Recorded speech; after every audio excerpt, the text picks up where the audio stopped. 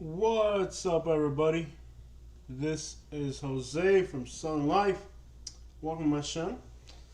I'm gonna do a little live stream just to catch up with you guys and see how you guys are doing. It's been a while since I catch up with you guys live, so I just wanted to do that. I wanted to see you guys live.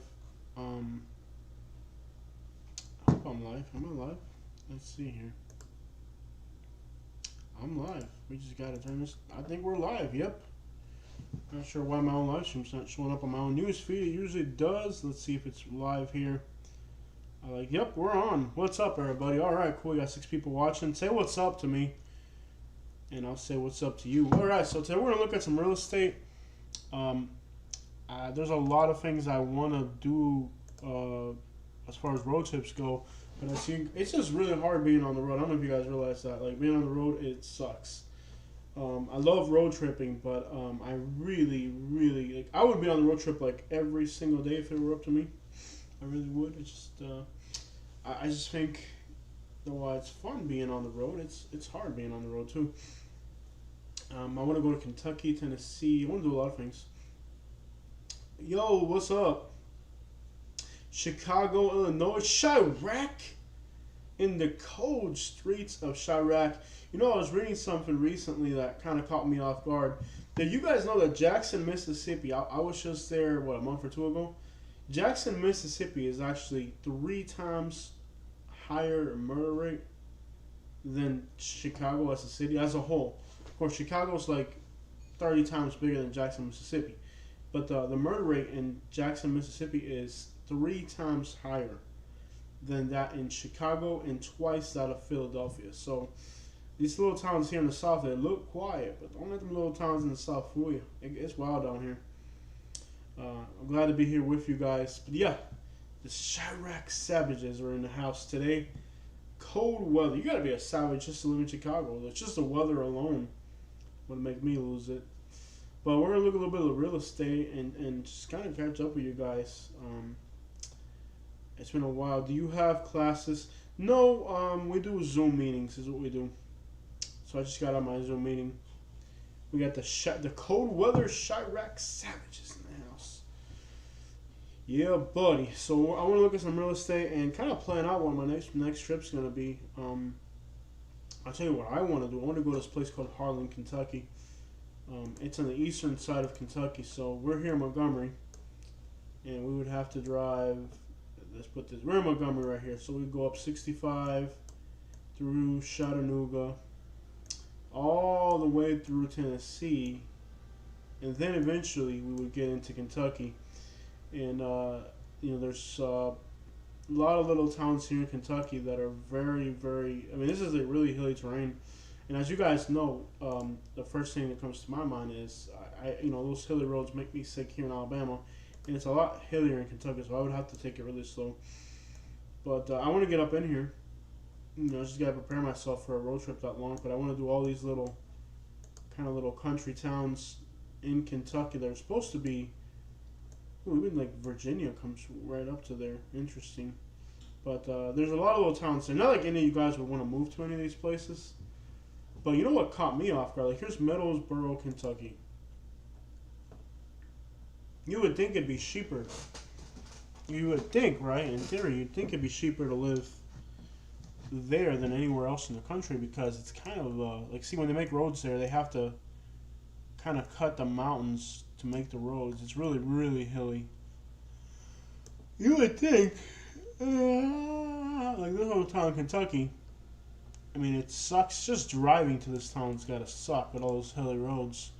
You would think that living there would kind of be really affordable, but it's actually not, believe it or not, compared to Alabama. Here's a single wide a double wide for, that's pretty cheap right there. Probably needs a lot of work, but like this property here, 1,300 square foot. That's not a big house. It's on 4 acres and it's $250. Like, compared to Alabama, you'd think this would be like really cheap out there. I would, at least. I think it'd be really cheap to live in Kentucky, but it's actually not. And these little houses here, like this one here, it's $33,000, but it's not a 6,000 square foot lot. It's basically on nothing, you know. So, like this one here, looks decent. It's a 2,000 square foot house on an acre, built in 1960. This house would be worth the same amount of money here in Alabama, where you're 15 minutes away from a Publix. That makes no sense. Looking at Wesley Chapel, north of Tampa. Oh, I like Wesley Chapel. Wesley Chapel is one of my favorite areas in Tampa. I like Wesley Chapel a lot. Let's run down there. I know my internet's really slow, especially when I'm running so many things at once. So you guys bear with me. Remember, I live out in the middle of nowhere in the woods, so my internet's not going to be the fastest. So Wesley Chapel's right in here, and it's north of Tampa. The only thing I don't like about Wesley Chapel is inevitably you're going to have to commute through this whole area, and the traffic out here is horrible. Unless you're within your private community and you don't go that far. In that case, it's nice because everything's nearby. But traffic north of Tampa, I mean, there's only like two ways to get up there. There's 41 and 75. And east to west is horrible because you got all these preserved, like 52, this road right here. You don't want to be caught on that road right there, 52. So just keep in mind, if you're, because a lot of people live up in through here, Spring Hill, Pasco, all this is people. And a lot of them work over here, either in Lakeland or Tampa or Plant City or whatever. So the traffic is in here between all these roads. It's horrible. I mean, I don't know how much traffic bothers you, but I just about had out traffic. That's why I live in central Alabama now. But it's a nice area. That's a fact. Let's look at some real estate in Wesley Chapel. Wesley Chapel. I don't know how to spell that. Wesley Chapel. I think it's one of the best suburbs in Tampa. I've personally stressed it out a lot. Yeah, anything in there is probably going to do you all right. Let's see here. This one's probably out in the countryside, judging by this. Most of the houses out there aren't going to have land. This one's got an acre of land. Built in 1997. The main thing you're going to look out for, I think, with Wesley Chapel is just if you have a commute, to know you're going to be stuck in some serious traffic if you're working out of Tampa. I wouldn't want to do it. But again, each person has different tolerance to different things, so if you're okay with that. I personally could not see myself in that. What did I just do here? There's no address on it. Well, that sucks. Okay. Let's keep looking here. I'll show your price range, but you know, Wesley Chapel, they've gone up a lot recently. Everything's gone up a lot. But I'm trying to find something reasonable here. This is nice. Well, they sold already. Let's see what they got for $240. Orale Homes Acere. What's up, Florida grown? Que vuelta, Acere. Que vuelta, mi hermano. We got somebody in Florida saying, que vola, Acere. What's up? Que vuelta, mi hermano. So, yo, RJ, Real Topic, KJ, Real Topics, what's up, bro? I appreciate you commenting on my videos, man. I appreciate the love and support. Italian Sister says, what's up, Katie and Jose? Planning your next road trip? Yeah, we really are. We're planning the next road trip here. Yeah, we need some coffee. What's up from Denver? Yo, what's up, Denver, Colorado? Chattanooga, I think, has a railroad museum, and at least, yeah, they got, yeah, I got done some stuff in Chattanooga. I'm not big on Chattanooga, though. I mean, I've done a lot of stuff there, but I'm not, I mean, they got a cave you can go inside of. Supposedly, right, when you go to Chattanooga, there's this cave, and it's supposed to be like the world's tallest underground waterfall is in Chattanooga. So we went there, and it's really cold in there. And it's like it's the world's tallest underground waterfall. It's in Chattanooga. And then there's like this place where you climb up on the hill, like observation tower. You can see the whole city. Very scary. I don't know. I wouldn't go with Chattanooga. In fact, I meet people here in Alabama that moved out of Chattanooga, and they were telling me about how messed up it is over there. So I think if people from Chattanooga are moving here to Alabama, that should pretty much give you an idea of what's going on out there. So yeah, for a fact, that one may be one to pass up on. But this person for 240 got a 4.2. That's not bad in Wesley Chapel. That's not bad for a concrete block house. No photos. I mean, I'm sure this probably sold. They might be getting more money than what they I don't get about Florida. Like, these people right now are fighting. New Yorkers and Californians and all these people are fighting to buy these properties in Florida. And as far as I'm concerned, they can keep it. They can keep it. I would not pay none of these prices. Like, this one's nice, but it already sold. Like, $255, that's not bad for a nice little house in Florida. You know? 3.2, tiny little lot, but you may not want the maintenance. Problem is, and there's going to be an HOA fee on that, but it already sold. And I'm sure they, you know, I don't know. Let them fight. I wouldn't be buying. Everybody's like in a rush to buy in all these places. They can keep, as far as I'm concerned, they can keep it. I found it in Melbourne, that I found in Melbourne Beach. Yep, they're all fighting for houses. It's crazy. Ramsey says, hola José, ¿cómo estás? Salúdame a Katie. Saludo, todo bien, aquí tranquilo. ¿Cómo estás, José? I want to live in Florida on the beach somewhere in a surfer home pool, jacuzzi, and I think, yeah, it is what it is. Saludo a toda mi gente. What's up, everybody? I left Florida, my life, let me back up out of here real quick. Somebody says here, I left Florida, my life improved elsewhere. When I go back several times a year, when the housing market crashes again, do y'all plan on returning? I'm going to do the same thing you are. I go down there to vacation several times a year. I ain't never living down there. After living here in Alabama, there's no way I'm going to go back to living in Naples. Like, you have to be out of your mind. Like, to trade the comforts that I have here, like, the living quality that I have here, the income that I have here, to go back to living in Naples, in traffic and disrespectful people flicking you off, and they can keep that, man. Waiting in line for anything, waiting in line to pump gas, waiting in line to pull into your driveway, waiting in line at the stop sign, on the road, in the intersection, at a light, at a traffic. Keep all that, man. You can keep it. I don't want it. And then all these people are there fighting to live this lifestyle, which to them is paradise, but to me, I burnt it out, man. I tell you, after living here on Mount for 8 months, the hard part was the winter. That was like the thing where, okay, coming from South Florida, dealing with cold weather, to me was a problem. But I actually don't look forward to the summer because it's gonna get hot. Like the last few days, it's been in the 70s and 80s, and it's like, man, I have to work in that temperature outside. I'd rather not. I personally don't mind the cold weather. You know what I do mind is the cloudy days. That gets to me in a depressing way. If I were to relocate again, which I don't know if I want to right away. Like I said, in 2 years I would move out of Alabama, because what I wanted to do initially was every 2 years move to a different state.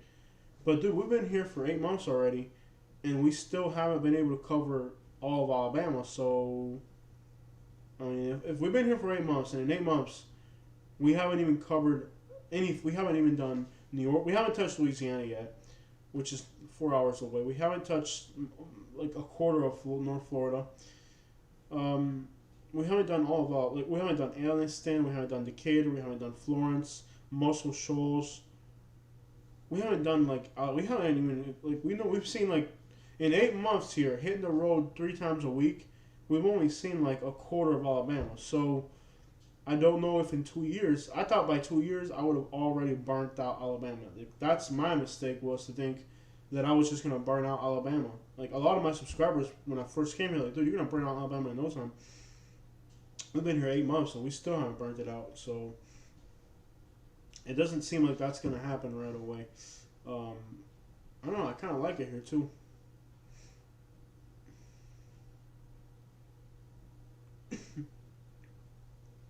Jose suited up like a Cuban Don straight out of Naples. Yeah, buddy. You know what's up.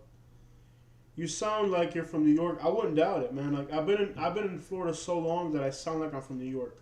You from New York? Hey, buddy, get out of the way. Forget about it. Just get out of the way. I'm from New York. You're making me late. Yeah, I've been in Florida for so long. I probably do. I had people tell me when I met people, they thought I was from New Jersey because of the accent. I'm like, I didn't know how to. There's so many people from New York and New Jersey and South Florida that I actually picked up like some linguistic accents and stuff that are from New York and New Jersey. Like, you from New York? Forget about it. Forget about it. You're from New York. Yeah, you pick it up. I don't know. I wouldn't doubt that I sound like a New Yorker. That's horrible. But yeah, I haven't lived in New York, but I sound like a New Yorker. Thanks, man. That's the most offensive thing you could have said to me. But yeah, I'm not. You're not looking forward to the traffic. Top place in Alabama. I don't know. It depends what you like. Some people like the beaches. I don't like the beaches at all. Some people like the beaches. Some people like Huntsville because you got the mountains. And you're close to Nashville. Montgomery is kind of like if you really need affordability. Like what I needed was affordability. And so I'm not really in Montgomery. I'm kind of on the north side of Montgomery in the suburbs pretty much. Wouldn't recommend you end up in Montgomery regardless. But for some people, Montgomery could work, I guess. It just depends on your views and what you want to be around and all that. It depends what you want. Like, if you want a small town, there's a lot. I'm doing a video of the top 10 best small towns in Alabama. I'm doing that soon, eventually. I'll get to that. So eventually I'll do the top 10 best small towns in Alabama. That's going to come here soon. In fact, I'll show you guys. I don't know if I should show you guys this. You guys might. I'll show you guys real quick. I'll show you guys real quick what's on that list. I'm thinking. This isn't like 100%. This is just kind of like what I'm thinking at the moment. And this could change at like any given moment. I'm thinking. Y'all can't see that. Those are my notes about it. So Wetumpka. I'm thinking Wetumpka number 1, and this could change. This is not set in stone. I'm thinking Wetumpka, Hartselle, Coleman, Eclectic, Guntersville, Montebello, Headland, which I haven't been there yet, but I hear great things about it all over. Helena, Maplesville, and Oneonta. But again, that's not like that list could change. I take a long time before I publish these lists. I used to take a little bit of time to just kind of like decide what order I want it in and think about it before I publish it. So definitely, sounds like a used car commercial across the house. What do you mean? Sounds like a used car commercial across the house. I don't know what you mean. What do you mean by that? Jose, can you give a shout out to my brother George? He's a huge. All right, George, what's up? Shout outs to George, doing all right. You and Katie have a date. Esta noche está como un cubano en el aire. Y'all look good. No, we do a Zoom meeting. We do our we're still doing everything through Zoom because we don't want to die. So we do our stuff through Zoom. So we do meetings through Zoom because we don't want to die. Hopefully this thing will eventually go away. We can go back to seeing people face to face. You guys can tell I'm a very social person, so I'm not really a fan of this, but we gotta do what we gotta do. 2021, baby. 2020 just keeps stretching into 2021. So Roll Tide, Samuel says Roll Tide. All right. I love my freezing weather right now. It's so windy. We expect some snow. You're getting snow on Monday still? That's crazy.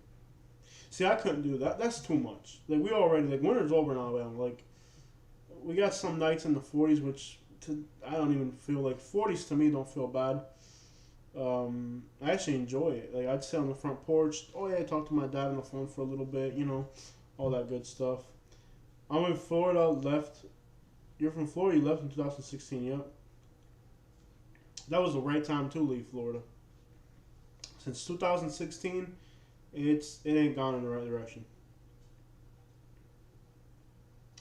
So it's expensive there, and the pays is low, even the healthcare field.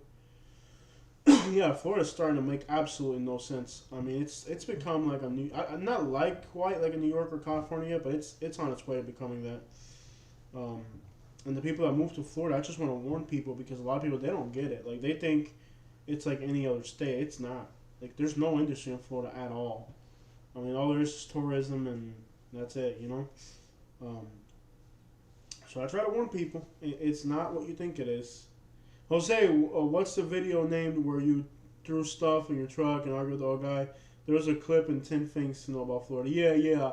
I can actually upload that video, but I haven't uploaded it yet. I think I can't remember where it is. It might be. I can't remember. So many videos. It might be like right when I moved to Alabama. Why? I think it might be. I don't know. I have the full video, but I don't want to upload it yet. I'm saving it for a very special rant, which is coming soon.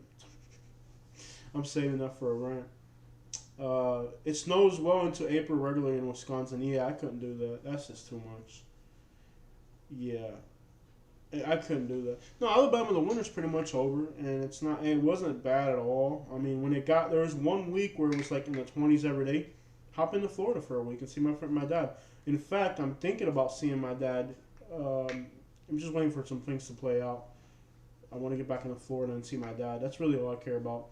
I want to have him fly over here, but temperatures for him, for his standard, the 40s are unbearable. So he won't come up here until the summer. So in the summer, I'll fly him up here, but until it gets warmer, I have to go see him. So yeah. So yeah, a lot of people leave Florida and end up in like most of my when I first started thinking about leaving Florida, a lot of my customers moved to North Florida, Alabama, Georgia, South Carolina. So I finally started to ask my customers because I would help them move in. So they call me, hey Jose, I just moved in, I got some garbage. So I go work for them when they first move into their properties because I have a junk removal business. So when people move, they call me before or after at some point. Which would be a great thing because my wife, if she became a realtor, I could throw customers at her all the time. I'm actually in the perfect position, both with the YouTube and the junk removal business, to be in contact with people who need a realtor. But I don't want to do that. I just don't want to make life more complicated than it has to be. It would be a great money-making thing, but sometimes you just got to handle what's in front of you. Well, anyways, my customers would move to Florida, and 2 years later, they'd move out. And usually when they moved out, I got curious, and I said, hey, why are you moving why are you moving to Georgia, Alabama? And they, I started to get more curious about my customers and where they were moving. Then I ended up working in Georgia. I was like, oh, I could see myself in Georgia. I started working in Georgia, South Carolina. And I was like, yeah, I could see myself here. Came up to work in Alabama one time, and I was like, oh, I really liked Alabama. I was only in Alabama like 2 days. In 2015 or 16. But I knew that I went, with me and Katie, we came here, we were here for 2 days. And in 2 days, we were convinced. We're like, yep, this is what we need. This is what we want in our lives. Like, everything that we needed to see, we saw it in those 2 days. So we knew we wanted Alabama, but we were really afraid because you hear so many bad things about Alabama. And when we moved into, the first 3 months, we were actually scared. Like, we had already bought the house. We were here. We were like, yo, is this really going to work out? We were actually pretty scared. But sure enough, the phone starts to ring. You start getting customers. And I had one customer. They told me they were from one of the last jobs I did down there before we moved. I had a customer. He was from Dothan, Alabama. And I said, do you think that what I'm doing here in Naples, Florida, would be successful in Dothan, Alabama? And my customer said, yeah, I'd be successful. You have 50 competitors here in Naples. There's like one company in Dothan that does this. Like, yeah, you need to get up to Alabama. So it was pretty scary, because the place has a bad reputation and all that. And thanks to that bad reputation, I was able to buy really affordably. So everything kind of works out in a weird way. I'm in Houston now. I was in Kansas City. It was too cold. Houston is just like Florida. I don't know, man, because I got family in Texas. And I've been watching the weather in Texas, and it snows way too much. Like, you would think it snows where I'm at in Alabama. Like, I thought it was going to snow like 5 or 6 times. And then when the snow gets here, because it's not like when you look at the United States, like, Alabama's like down here, right? Or down here, depending. I think the screen's backwards, so this is confusing for me. But, when you look at the United States, like, you would think that, like for example, I'm here in Montgomery. you see Dallas, Texas? It's at the same height as me. See Dallas, Texas here? And see us here? Like, it's at the same height. So you would think that the weather is the same there. But it's not. Because it's actually, like, from, like, Virginia Beach, all this in here has really, like warmer weather. So the snow really doesn't make it here. Like, it really doesn't. Like, let me look at March cold temps map. Show you guys real quick.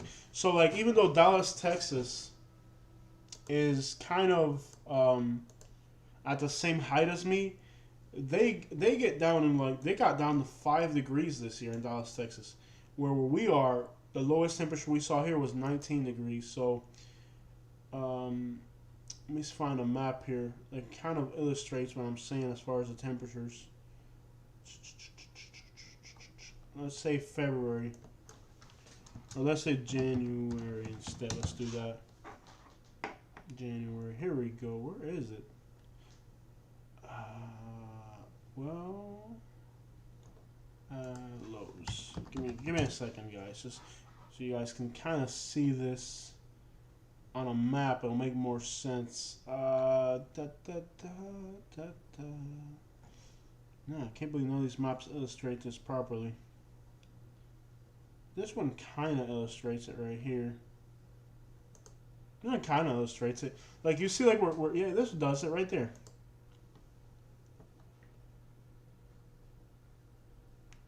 This kind of does it right here.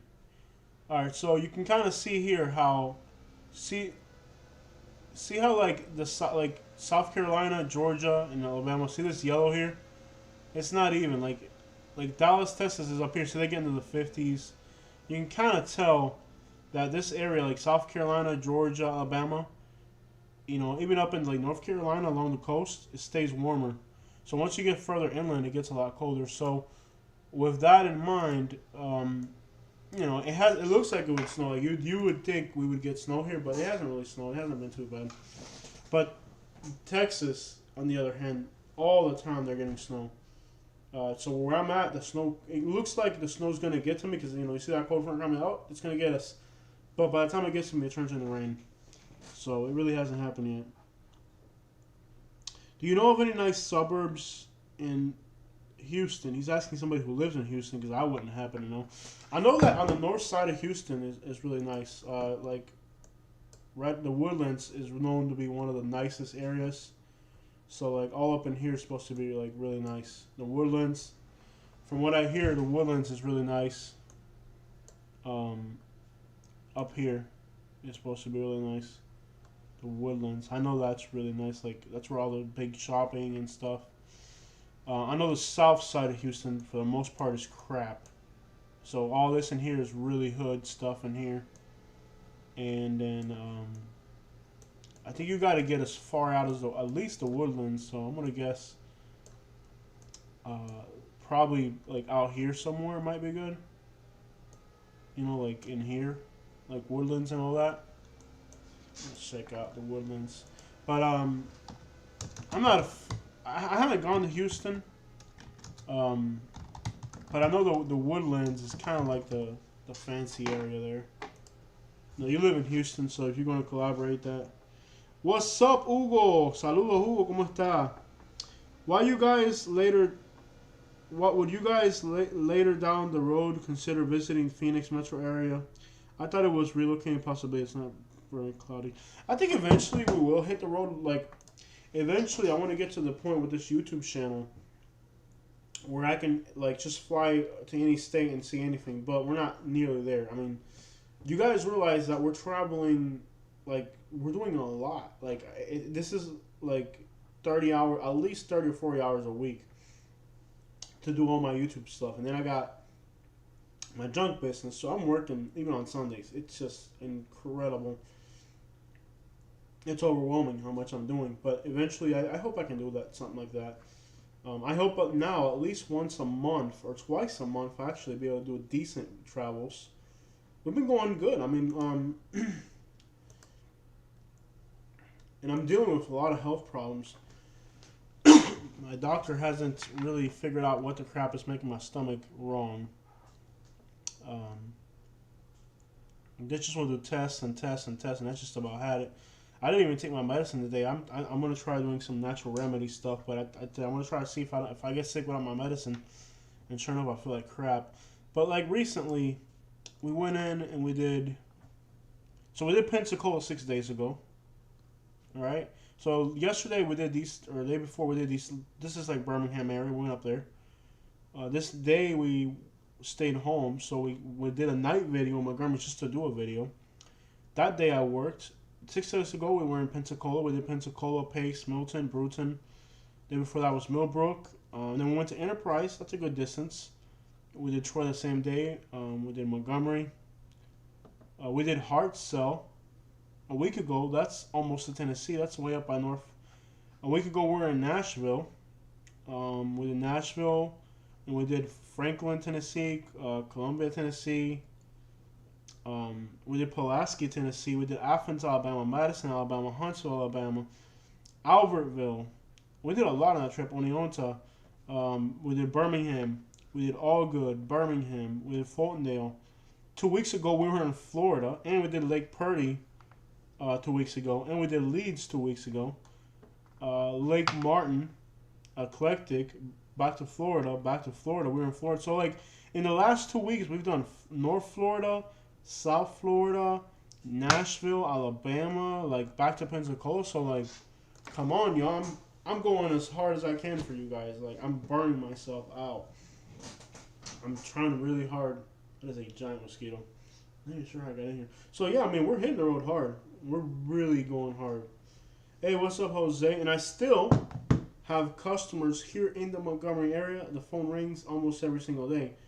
So I still got my customers locally, plus my travel. So I'm going really hard, like non-stop, trying to get the channel to grow.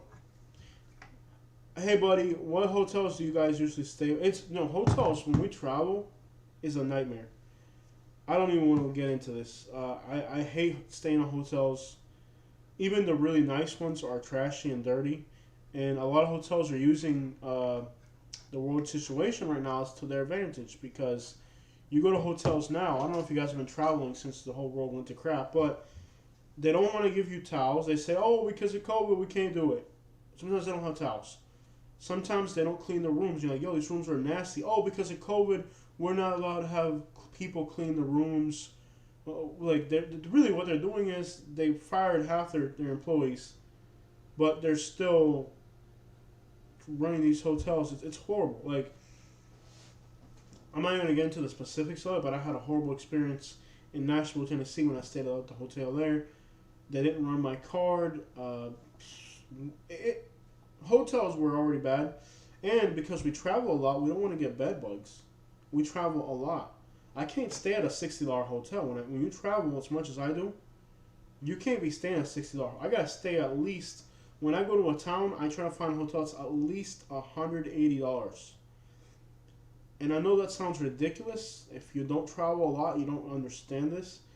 But if you travel as much as I do, you understand why you don't stay in cheap hotels. So when I hit the road, I gotta spend whatever the most expensive hotel. At least in the South, it's cheap. Like when I was staying in Jackson, Mississippi, I purposely tried to find the most expensive hotel they had, just to make sure it kind of. And even there, we stayed at a hotel in, what city was it? Can't remember what city this was. What city was this hotel in? I forgot. Katie! I stayed in a hotel. It was like a 10-story hotel. I traveled so much I don't even remember. Huntsville, Alabama. Okay, yeah, Huntsville. I stayed in a hotel in Huntsville, Alabama. That was the most expensive hotel I could find. And it was nasty. Like, it wasn't even, like, it was kind of like, the furniture in this room was like 20 years old. Do you know how many bed bugs go through a hotel room in 20 years? Another thing we try to do is we look for hotels that just open. Like, if they built it 2 months ago, I'll stay in a $70 hotel if they built it 2 months ago. If it's brand new, because the bugs haven't got a chance to get in there. Katie worked in hotels. I know the ins and outs of hotels very well, and you really, it's not that you're trying to spend money, it's that you'll figure it out if you travel enough. Let's see here. If you're ever in Fort Pierce, please consider at home in and ask for Kevin. Could definitely hook you up with a free room. Oh, I would love to do that. Yeah. If you're ever in Fort Pierce, please consider at home in. I think I've stayed there before. I think I've stayed at that hotel before. Fort Pierce. That sounds so. I stayed at a. No, it wasn't Fort Pierce. It was Stewart. I stayed at a at home inn. I might have stayed there already. Yeah, that sounds really familiar. Let's look at the Woodlands real quick. Here's the Woodlands, Texas, which is north of Houston. You get a 3-2 for $280 on a really tiny lot. It's probably the same crap as every other suburb in the South. Nothing impressive to see here. Yeah. It might not be as fancy as I thought it would. Well, here's an $800,000 one. Yeah. I don't like Houston, to be honest. It's just a big metropolitan area. I wouldn't want to be in it. Although I wouldn't doubt some of these out, like on the outskirts of Houston might be really nice. I gotta get down there and check it out. Imagine not that far from Texas now. I'm a whole lot closer than I was before. I can do Mississippi. I still got it, man. There's no even reason like to elaborate, but like there's 1,000 places we still need to go to. You know,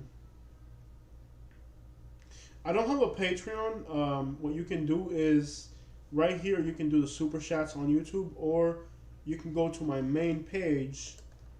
And I don't want to do Patreon. I like to keep things. You can go right here to donate to our channel, right there. So if you do that, that works pretty good. Thanks for asking about that.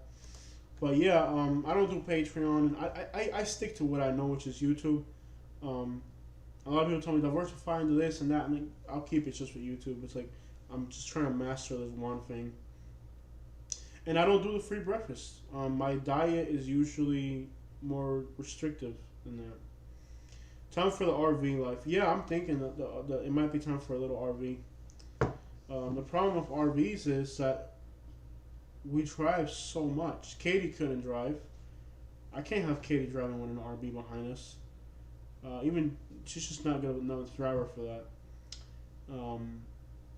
It's more wear and tear on your vehicle, and also we speed travel. And now you got a trailer behind you. We go into residential neighborhoods. We need to be low key. I can't drive around the hood with an RV behind me because it's just too conspicuous. So the RV thing has its drawbacks. In theory, it sounds like it would work, but in reality, the RV, it kind of takes away freedoms that you have with a vehicle. Drury Inn, best hotels in the South. Yeah, buddy, we're balling. We're doing that YouTube thing. Any drone footage in the near future? I have a drone. I have a very nice drone. The problem with the drone is that somebody snitched me out and to the Federal Aviation Administration and said that I was using a drone for commercial purposes without a license. So now I have this very expensive drone. I think we paid, in fact, we did a GoFundMe for the drone.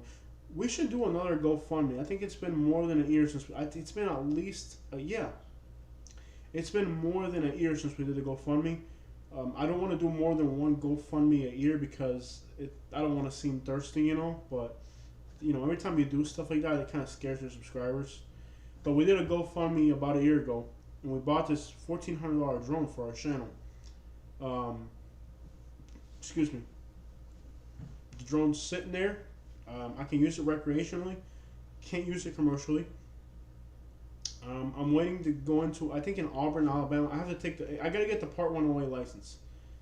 It's like a $300 thing. But the thing is, with COVID, I haven't been able to go to classes. And there's a lot of classes on the internet, but like half of them are actually scams. They're not real. So I already got scammed initially. Alright, so the first time I got my drone license, I actually got scammed. So I didn't really have my license. They scammed me, basically. They took my money, they sent you a license, whatever, and it wasn't real. So like half the drone classes on the internet are scams. The FAA does nothing about it. They don't care about it. They say the FAA says, and I got into an argument with them. I said, there's 50 classes out there, and half of them are actually scams. Why don't you guys go after these people? Oh, because in the fine print it says blah blah blah. I got scammed. So like the FAA, they're gonna fine me like $5,000. And I was like, I got scammed. So how are you gonna like? Anyways, whatever. So I'm not gonna do an online drone class. What I'm going to do, because all of them are scams, half of them are scams, is I have to go into an actual university that has an aviation course and take the class there, which has been a problem with COVID because nobody's doing that right now. So it's not that it's only $300. I can get the license. That's not a problem. That's really not a problem. I might do a GoFundMe to get Katie her real estate license. It's like $2,000. Everybody keeps telling me Katie needs to have this education and get her real estate license. I agree a lot. And if she got the license, I could help her. Now there's legalities because with what I do on YouTube, you can't really be a realtor and talk about the hood and talk about demographics and races and all that. You can't do that. It's against your real estate license. So I have to probably talk to a lawyer before I can get Katie her license to make sure that I can kind of, there has to be a distinction between my YouTube channel and her real estate license. From what I understand, eventually what they'll do is, after enough complaints, they'll take away her license. But if she makes enough money in the meantime, who cares if they take away her license?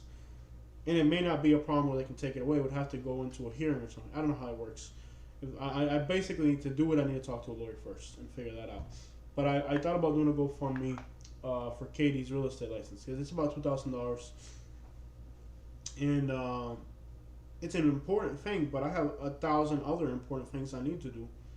So it's one of those things where, like, yeah, I can do it eventually, but there's 20 other things. Like right now, our shower is gone to crap. That's going to be $3,000. Could I get a $1,500 shower repair? I could, but it's your house. We bought this house, and if you're gonna do it, you're gonna.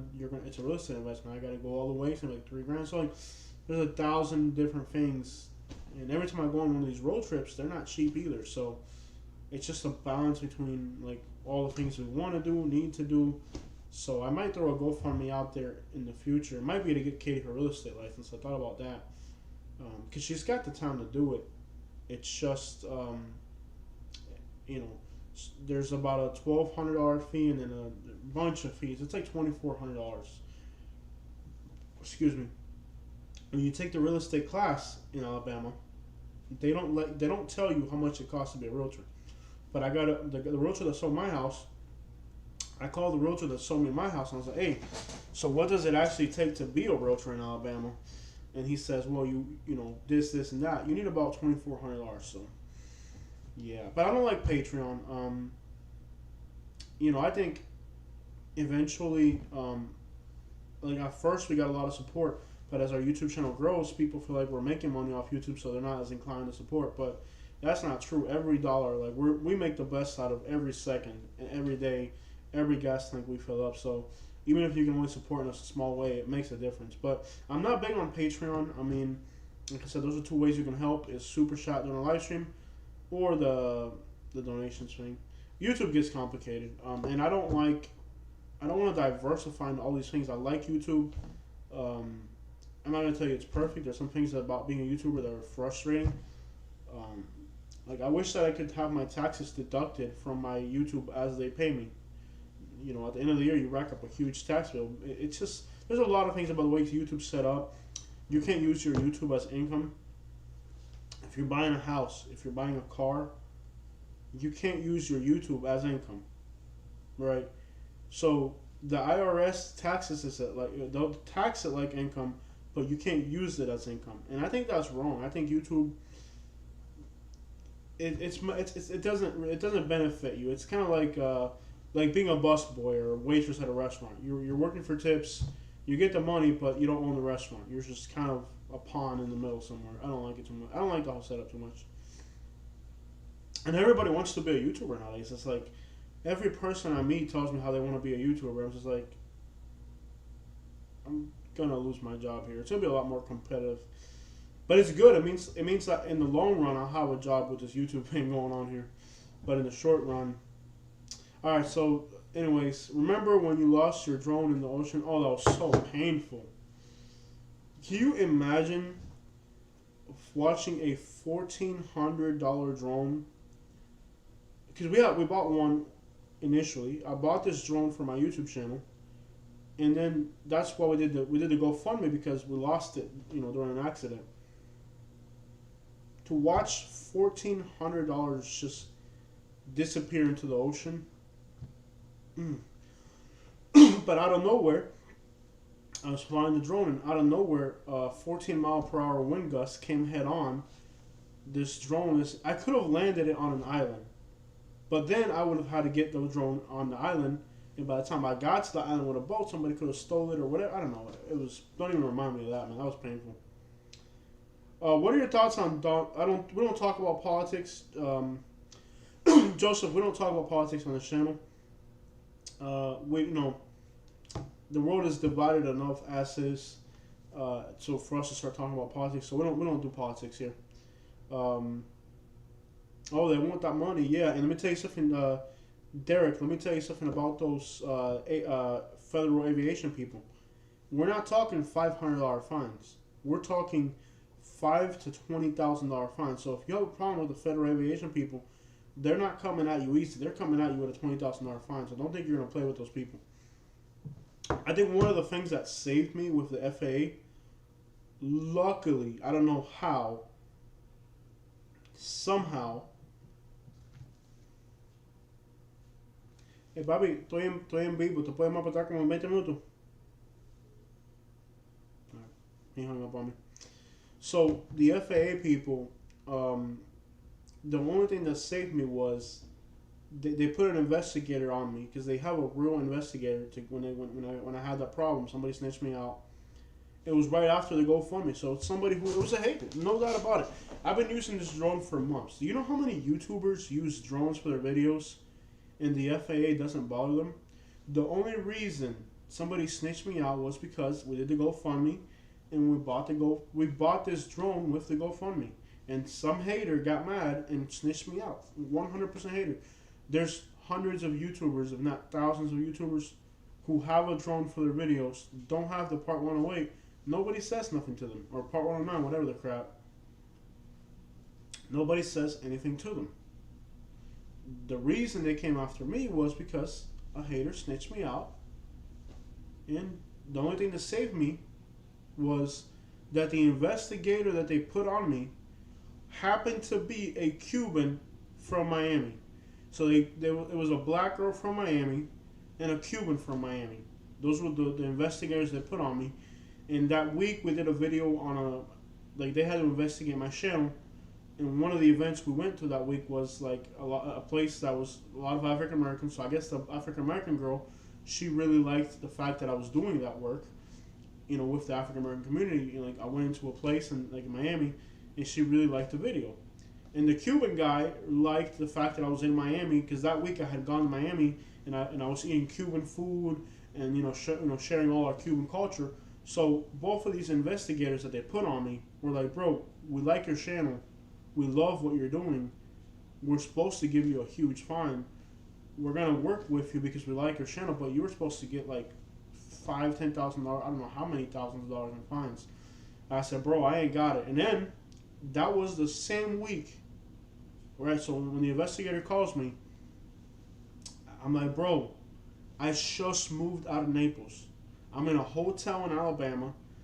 I don't want nothing to do with Florida. I'm going to change the channel's name. I don't want nothing to do with Florida, because they're based out of Florida. They're FAA based out of Florida. I said, bro, I'm moving out of Florida. I'm sick of Florida. I'm tired of all this crap. I'm living in a hotel in Alabama right now. You can, if you want to throw me in jail, do whatever the crap you want. You can, whatever the crap you want. I don't care. You want all my money? I'll give you all. What do you want from me? And the guy was like, bro, I get it, man. Because I was like, they were trying to find me a lot of money. I was like, I'm in Alabama living in a hotel right now. You get off my case, man.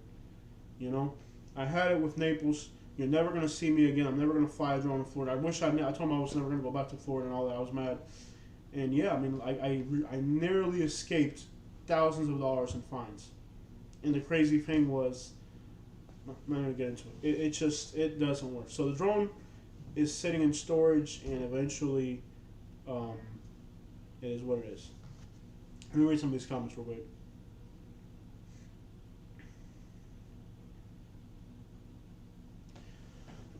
David E says, "Come to St. Lucie, you'll love it. Nice house for $200,000. I got a nice house for $65,000 in Alabama, buddy. That's the problem. I wouldn't want to live in Port St. Lucie, surrounded by people from New York and from New Jersey. They can keep that, man. It's not me. Like I wouldn't want to live in Port St. Lucie. That's for old people that are retired, man. I'm a young person. Like I want to go hunting, fishing. You know what I mean? Like what am I, a young person? I'm 30 years old, and I do in Port St. Lucie. That's not for me. It'd be nice for somebody like who's 65 years old and wants to retire, but for somebody like me, no. And you said 200,000. I can get a house here in Alabama for less than half that. I got my house for 65. Remember when you lost your G-Up? I remember that. So let me read some of these comments, guys, real quick. Hold on 1 second.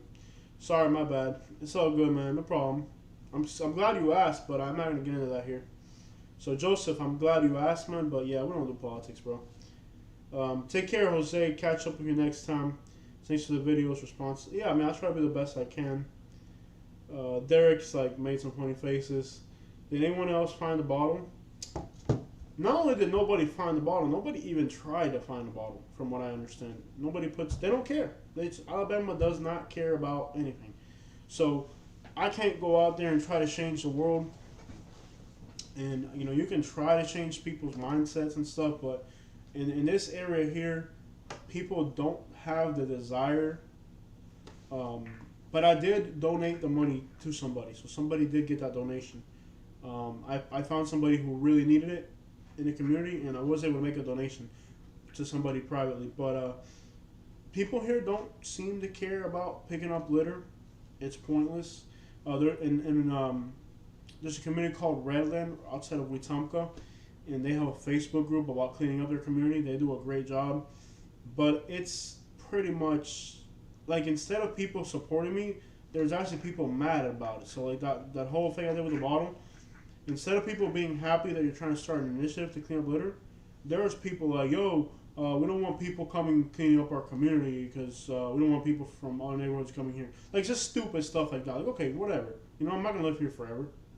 That's the one thing I learned. Like, if this is the way Alabama is, that's the way it is. I ain't going to sit here and try. I'm not a community activist. If people hear litter and that's what they do, then that's what they do. You know what I mean? Like, you find a community where people are like you, you're not going to change the way. Like, I would love to see people clean up litter. But if that's what they do around here, like on the street that I live on, it is downright frustrating. The street that I live on. Somebody on my street litters in the same spot every single day. Every single day, when I drive out of my street, I know what this person ate the day before. Because every single day, they throw their garbage out the window in the same spot. And they're not eating very healthy. They're eating McDonald's, Wendy's, and a lot of Mountain Dew. Very unhealthy. But this person litters in a lot of Cheetos. Disgusting. This person's gonna die from a heart attack or something. But every single day, when I leave my street, on a specific spot, this person throws their garbage on this spot as a habitual thing. You know? And every single day, when I drive out of my street, in that same spot is this person's garbage. And the wind blows it over the hill, and the next day it's gone, but it's still there in the ditch somewhere. It's horrendous. So, no, I'm not going to put too much effort into it. I'm not a community activist. I'm a YouTuber. So, it's a shame that people in Alabama litter so much. There's 2 or 3 other YouTubers, one in Alabama and one in Florida, who are big on YouTubing. You know, they clean up garbage as they YouTube. But I felt like when I was watching those YouTubers, it didn't make me feel comfortable. So, as a YouTuber, you feel good doing that because you feel that you're promoting something that's good. But when I see other YouTubers do it, it makes me feel like that YouTuber is doing that good deed in order to get points or, you know, try to win you over. And it made me feel uncomfortable as a viewer. So a lot of times it's good to step back as a YouTube creator like me and examine not only what I think is good, but how the audience perceives what you're doing. And with the whole activism thing, it almost seems like as a YouTuber, you want to use your popularity. You want to use your popularity in a positive way. You want to make something, you know, you have all these people that follow you. You want to do something good with it, but that's not the way your audience perceives it. Your audience perceives it as a promotional stunt. So by watching other YouTubers do the same thing, I was like, let me not do that. Even though I feel like doing it, but I realized that it turned me off watching these other two YouTubers do it. So looking sharp, yeah, man, I'm looking fresh. I'm looking like a mint leaf, man. Just fresh about that, man. Camagüey or Naples? What's the real estate looking like here? Camagüey is there is no, I'm sure you can buy real estate in Cuba. The worst investment you could ever make. Yeah, and it's ridiculous. I don't know if this website still exists. What is it called? If you're a Cuban, remind me what it's called. I think it's called. There's a name. There's a website. I don't know what it's called. Rebolico. Here it is, y'all. Look. This is called Rebolico. Katie! I need a water like desperately. My water is empty. Katie! Katie! Let me grab a water real quick. I need a water desperately. Y'all show for 1 second, alright? I need a water like desperately.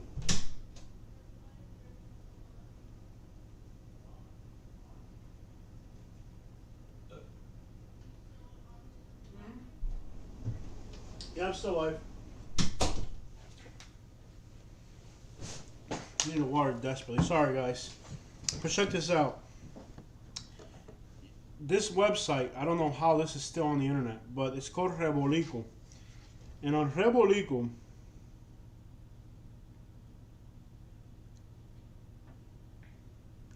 I'm glad you mentioned this. On Rebolico, I don't know how this because Cuba has a lot of censorship. Somehow this website still exists. Rebolico is a Craigslist of Cuba.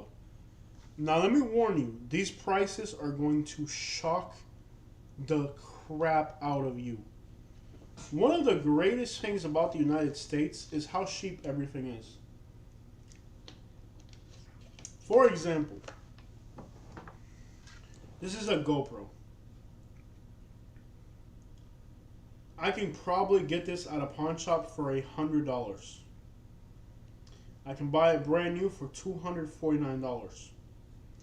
This GoPro in Cuba, matter of fact, we're going to try to find a GoPro on Rebolico. But I bet you I could sell this for $500 in Cuba.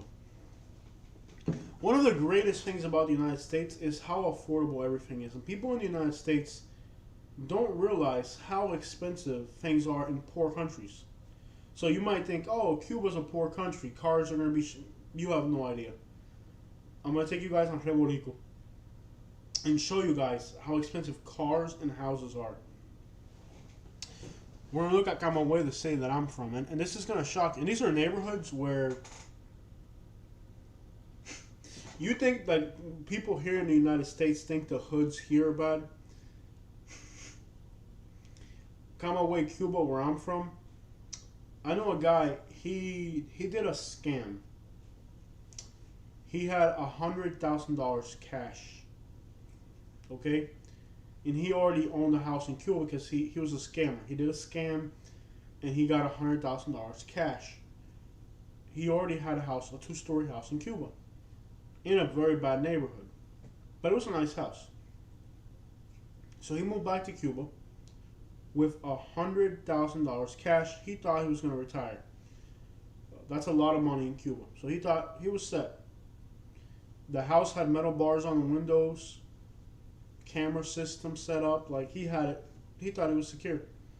One day, 4 people came at night to his house with a oxycut, and they burned the metal bars off the windows. He got on the phone, he called the police, and the police says, we don't really go into that neighborhood at night because it's a very dangerous neighborhood. So they go inside the house. They cut the metal bars off the windows with an oxycut. 4 guys sat there for 2 hours chopping his metal bars off. Got inside the house at night while he's on the phone trying to get police to go over and help him. Police said, we're not going to go in there at night. It's too dangerous. Then they hogtied him for 2 days until he told them where he had the money cash. Because in Cuba is a country where you're not allowed to have money in the bank. Because they believe in social something, and you're not allowed to have money in the bank. So after they hogtied him for a few days and beat him enough, he told them, break the wall here, and that's where the money is. And $100,000 cash gone. That's Cuba. So what people don't realize about the United States is, one, houses here are really affordable, and two, it's really safe in the United States because even in a bad neighborhood, you can call the cops and they will usually come to your neighborhood. So with all that said, let's take a look at this website real quick, and we'll look at real estate in Cuba. I don't advise you ever buy real estate in Cuba. It's probably the worst investment you could ever make for a lot of reasons. I'm not even going to get into it. But let's look at Hialeah. I'm surprised this is still a thing. So I guess you got to go on Providence. I'm going to look at Camagüey, which is where I was born. And let's look at 50. We have $120,000. So let's go at $120,000. Let's see what is for sale in Cuba. Let's see this. Let's see what's for sale in Cuba right now. So here's a house in Santa Lucia. Oh, they got ads on here. And they get from Mercedes-Benz. So for 43,000 US dollars, okay, you can buy a house in Nuevitas, Camagüey, which is a small little city. It's basically a little house along the beach. So it's a tiny little house. It's actually kind of cute. I wish I could buy real estate in my country, but I can't. It's very, like, if you're from Puerto Rico, or if you're from, like, the Dominican Republic, another country, you can buy real estate in another country. But in Cuba, notice there's no air conditioner. You have 2 fans. Do you know how hot it gets in Cuba? You have no idea how hot it gets in Cuba. They actually have toilet paper in this house, which is really nice luxury. It's in a little beach town, so for $45,000, you can buy a tiny little beach house in Nuevitas, which is on the north coast of Camagüey. By the way, like, look how beautiful Cuba. There's the Bahamas right here. Look at how beautiful this is in Cuba. It really is beautiful. Cuba is absolutely gorgeous. And by the way, Nuevitas doesn't have that many beaches. So there's Nuevitas right there. So it's on the north coast of Camagüey. And out here you got La Boca, which is one of the coolest places I've ever been to in my whole life. So you're not right on the beach, you're near the beach. It's a really cool place. The sharks come up in the morning. I spent a day here with my family in this spot. It was really cool. Very, just wild. I mean, one of the wildest experiences of my life. Obviously, there's houses there that got hit by hurricanes, but yeah, it's a really cool little beach town. I went there with my family. We had a great time, and Cuba's a very fun country. The water's very clear. There should be photos of the sharks somewhere.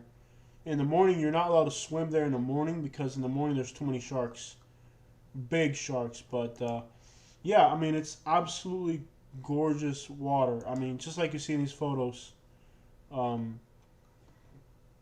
The water there's gorgeous, and it's a really fun place where music is always playing. People are partying. It's an incredible place to be. So, yeah, I mean, Novita's nice. Let's keep looking at real estate here. Yeah, Novitas is misery. It really Camagüey. Yeah, Camagüey is a rough Providence, man. Um, it's really like what's even worse is Santa Cruz. This is on the north side where at least there's beaches.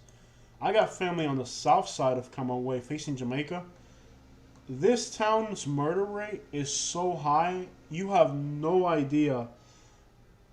The year that we were there was early in the year, and they had already killed 43. This little town right here, this little town of just right here. I mean, that's all it is to Santa Cruz del Sur. That little town had 40 some people killed, like halfway through the year. 40 some people have been killed.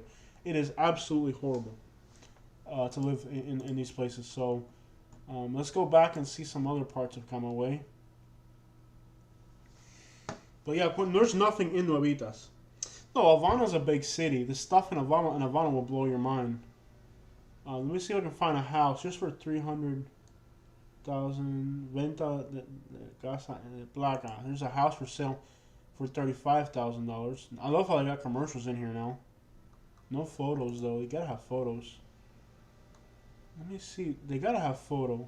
They gotta have photos. Let me click photos. If it doesn't have photos, I don't even want to see it.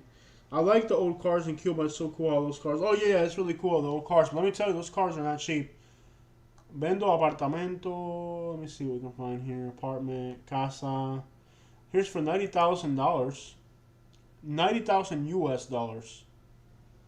And when they say US dollars, I think it's not really 90,000 US dollars. In Cuba, they have double currency, so it's actually probably closer to $105,000. I don't know what the exchange rate is. Come away. Let's see what neighborhood. La Vigía, that's my hood. Yo, that's my hood. La Preparto La Vigía. Okay, so this house is in the neighborhood where I used to live in. Reparto La Vigía, that's my hood. That's literally where I'm from in Cuba. So here's what $90,000 gets you. And it's not really 90,000. It's when they say US dollars, they mean convertible. So you're really going to pay, it's really going to cost you about $105,000. I don't know what the exchange rate is right now because I stopped sending money to my family in Cuba, which is embarrassing, but I have. So this is what $90,000 gets you. Oh, I know where this house is. This house is 2 blocks away from my house. Hey, Katie! She can't hear me. My family used to have a house in Hialeah. Wow, that's fancy. So this is my neighborhood in Cuba for $90,000. Let's make it $100,000 because it's really more than that. Because that's convertible US dollars, like I said. So this neighborhood is actually, it's got a paved road. It's about 2 blocks from where I used to live. I know this. They got an old school microwave. They got a water filter of some sort. Oh my god, this brings back I'm gonna cry. But this brings back so many memories. They got a 3rd story up on top. Yo, not bad for Cuba. These people are, dude, they got a washer and dryer. That is like a super luxury in Cuba. These people are balling. They got a nice bathroom. These people are balling, man. In our neighborhood in Cuba, that's balling right there. And that's at La Vigía. That's where I'm from. So that's what $90,000 US dollars gets you that. But I would never buy a house in Cuba. I own the house where I live in Alabama. That's about it. Let me see if I can find a car, man. Florida, Nuevitas, Florida. Florida's another pretty crappy. I know a lot of people are in Florida, but got my way. So this is like a Cuban Craigslist. But let's see what neighborhood this is in. So this is, how much was it? I didn't look at the price. $80,000. So this house is somewhere in Camagüey, and it's $80,000. It looks pretty. Wow, very modern for Cuba standards. Even the furniture is modern. Very nice for Cuba. Notice how they don't have pictures of the interior. They just have, the house. For $80,000, that's not bad. What you don't understand is that the government could come and take this house from you at any moment. It's not like in America where you have rights. They'll take this house from you in a heartbeat. So this is in La Caridad, which is, I guess it's an inner city neighborhood. Let's see what this looks like. How much is it? I didn't even see the price. Let's see the price. Houses in Cuba, they've gone down in price, by the way. It used to be ridiculous to buy houses in Cuba. I mean, I think prices have gone down 30%. So how much was it again? $70,000. So prices in Cuba have actually gone down a lot. They were more. I would never, if you're watching this video, I would never recommend you buy a house here. Tampa's kind of booming lately, especially the Super Bowl. Yeah, Tampa is booming, and it's one of the cities that people are moving to the most in Florida. Not sure why. It's a fun place to visit. I'm not sure I want to live there. This looks pretty ghetto. It's an old house. This house was probably built by Spaniards. That's how old this house is. No kitchen, no... Even, for $70,000... Here's the other thing. Do you know how hard it is to come up with $70,000?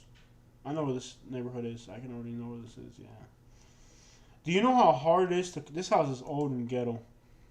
Do you know how hard it is to come up with $70,000 in Cuba? The average person in Cuba makes less than $40 a month. This is $330,000 US dollars. So you see the CPU.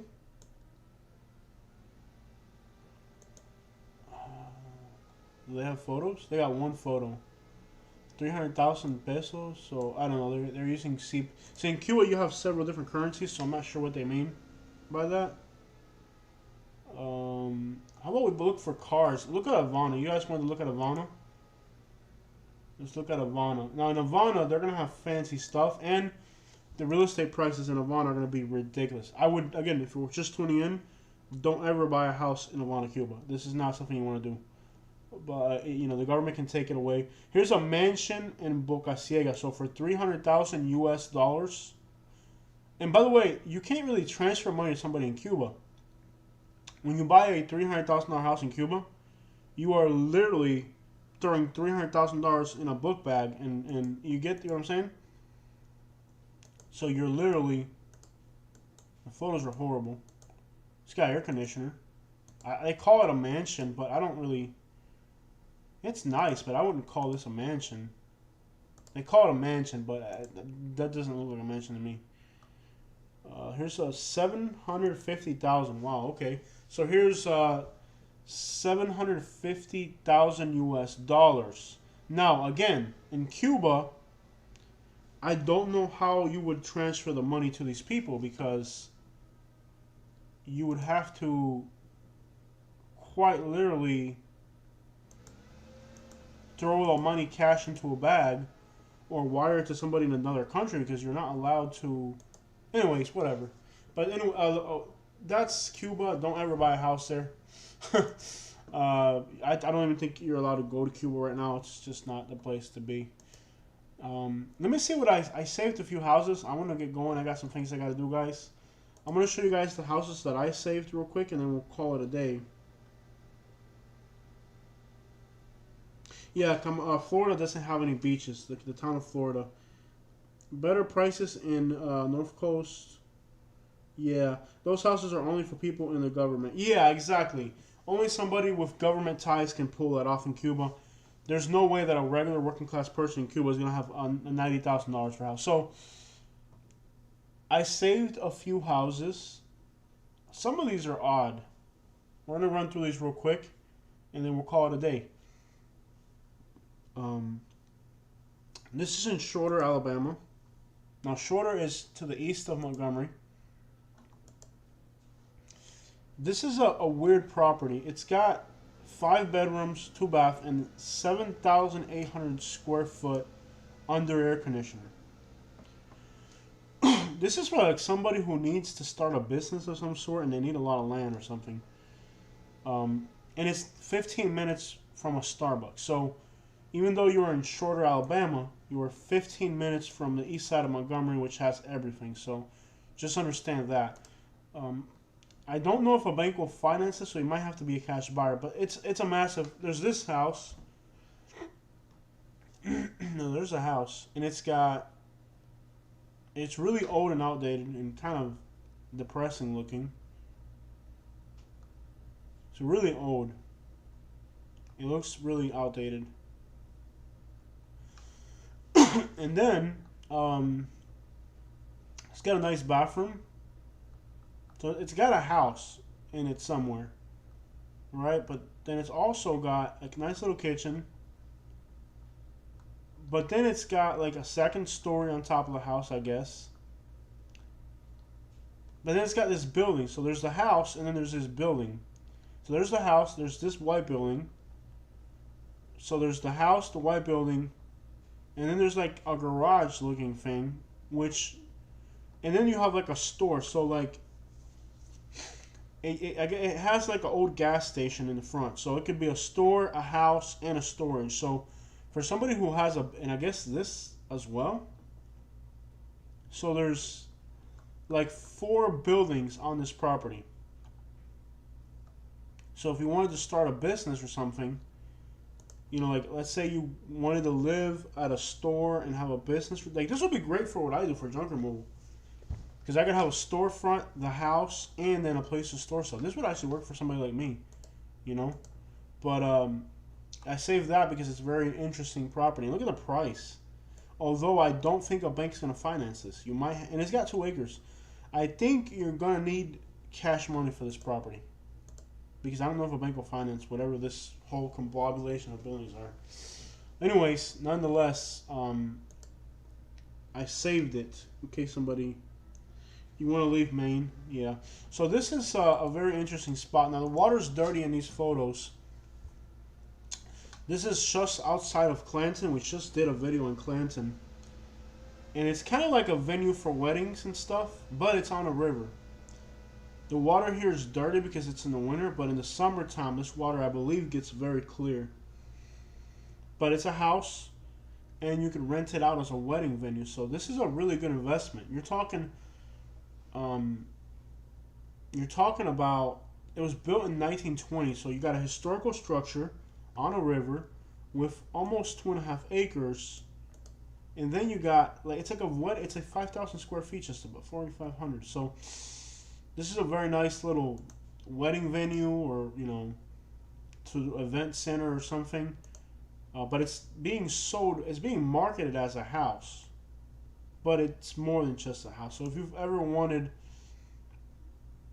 to live in a wedding venue, I guess, look at this view. Or like, let's say you have, I don't know, a business or something, you need a place to store stuff in the South. I don't know what the crap. For somebody, this property would be great. I mean, just having your own private waterfall or something, you know, like that's really cool. Imagine just sitting there and that's your view right there. Like, that's cool. So it's a multi-use property is basically what I'm trying to say. I'm sure the heating costs of keeping this, yeah, I'm sure the electrical bill here has got to be massive every month. I mean, look at the kitchen. I mean, it's a wedding venue, so they have commercial size appliances in this kitchen. To the right person, this is a very interesting property. So I saved it. It's $500,000. And that was my dad calling me a little bit ago. I got to call him back. I don't know why this keeps going that far back. We're going to look at one more property, guys, and then I'm going to let you guys go. And, yeah, it sure is. Here's one last house. Let's look at somebody who already bought it. It's Contingent. But in Montebello, I found this to be a really good deal. $180 for this newer looking house in Montebello. That's not a bad deal. So say your goodbyes, people. Bad AN. I got you. Harlan, Kentucky. I want to see if I can get up there. What blows my mind is you could probably get this property right here where I live for that same price. It's a cute little house. The views are incredible. But Harlan is known, now I don't know how accurate it is. It's known for meth, hillbillies, and crack and prostitute. All the whole package. I don't know how accurate that is. I want to go there and see for myself if it's really like that. Because I heard Alabama was horrible, and I went up. I'm living here now, and it's not as bad as people said it was. So I would like to go to this place in Harlan, Kentucky, and see. The views are incredible. But then again, you get snowed out. They don't have a Starbucks there. I got a Starbucks here. 15 minutes from a Starbucks. 15 minutes from a Publix. So if you're used to city comforts, not bad at all. But anyways, 131, not bad. I want to go there and see it. I mean, the view is probably the best thing it's got going for it, that view. But the place has a horrible reputation. So this house still hasn't sold. I mean, they got it down to $64,000. It's not in a bad area. It's kind of very primitive. Very primitive. Yeah, from what I hear, Harlan's supposed to be horrible, but I want to go and see it for myself. I'm not going to take people's word on that.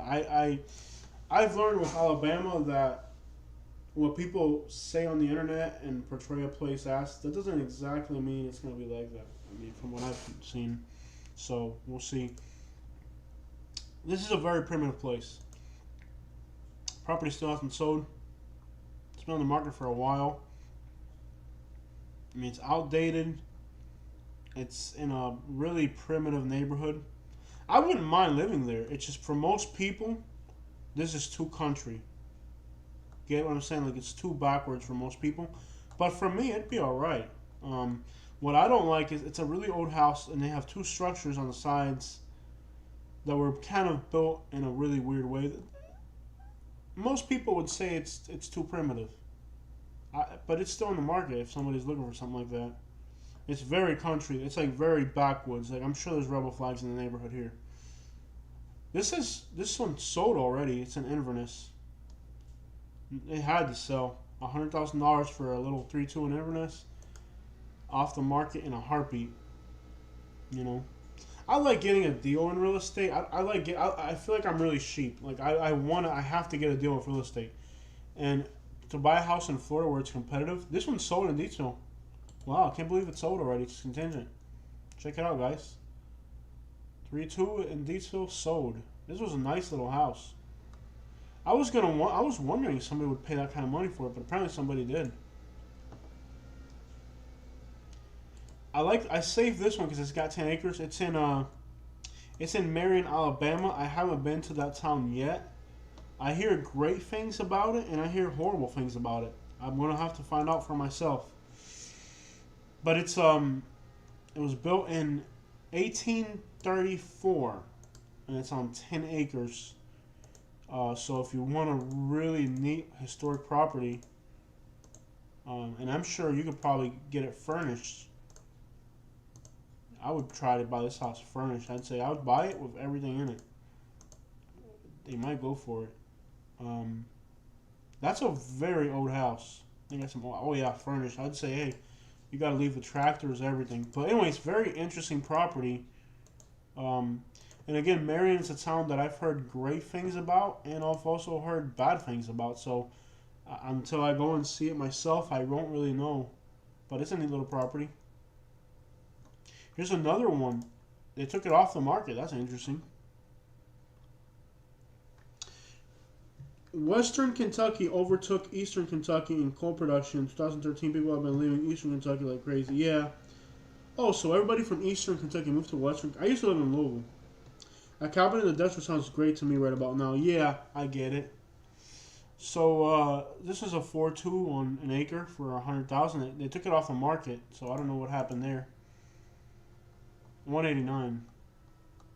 Here's another one in Marion. Man, this city's got a lot of really neat houses, and they're not expensive. But again, there's definitely no Starbucks there.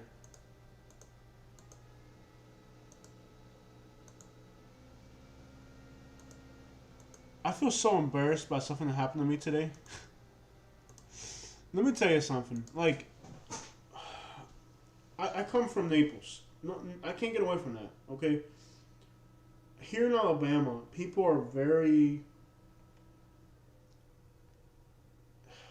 simple, humble, and sometimes coming from where I come from, you can come off as an arrogant snob when you're not trying to be one. You know what I mean? I feel that I'm humble. I feel that I'm not a snob, but no matter how humble I try to be, I'm still that city boy here. And it angers me because sometimes you can turn people off when you're not trying to. People here have their culture. I like it. I want to integrate into it, but even after 8 months here, I still do things that are totally taboo for the locals. And there's not anything I can really do about that because a lot of times I don't catch myself until it's too late. So I said something today, and I know it turned these people, some people off. I wasn't trying to be a snob, but I feel that it's almost part of who I am now because of where I'm from. Where, like, I'm here in Alabama, but I haven't really acclimated culturally to Alabama because the lifestyle that I'm living here just doesn't correlate with the lifestyles that people have here. Because people here, it's not that they don't have the money, it's that they purposely believe that they have to try to, like, make, I don't know, like, just to be honest with you, like, I feel that people, they're well-intentioned and they want to, like, not seem like they're snobby and like, I don't even know how to word it properly.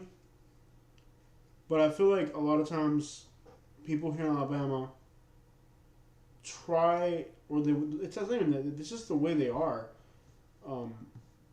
They're not very presumptuous. And sometimes I come off as presumptuous when it's not what I'm trying to, like, I'm not trying to be this big city snob, but what I consider normal, some people here consider an extravagance. And that is definitely, like, me.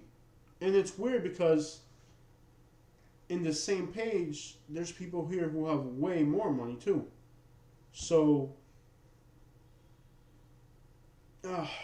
okay, there's a, I don't know if you guys ever watched King of the Hill. Just be yourself, dude. Yeah, I mean, you want to fit in and you don't want to seem like you're a jerk. You know what I mean? Like, if you guys ever watched King of the Hill, it's a cartoon series, and there was this one episode. There's an Asian family in this TV show. They're Laotian from so there's an Asian family, and he joined a country club because he was trying to he was trying to be, this cartoon character. His name was Khan in the King of the Hill TV show. His character was about being like, he wanted to fit. He was from California, and oh my gosh, so many similarities. Wow. Whew, okay, so he's from California and he moves to Texas, right? He moves to a hick town in Texas. He called it in the TV show, he called it a hillbilly town. So this Asian from California moves to a hillbilly town. That's the way he called it in the TV show. And he wanted to join this country club in this episode because he wanted to pursue that he was fancy. And he was, played golf, and he wanted to join this country club to presume to be wealthy. But there was somebody in the TV show who was another character who already lived there. He was also Asian, and he lived a very lavish lifestyle. However, in his lavish lifestyle, he purposely made specific things in his, like, he lived like in a giant mansion. But he didn't have regular furniture. He had, like, you sit on a rug in the ground because he said in the part of Asia where he's from, that's how you do it. So keeping to your roots, But in reality, the guy was living a lavish lifestyle regardless. So a lot of times people in Alabama, they live a lavish lifestyle, but then they'll make statements of poverty to equate it to being humble, like driving an old pickup truck. You see a guy that has millions of dollars, but he drives an old pickup truck.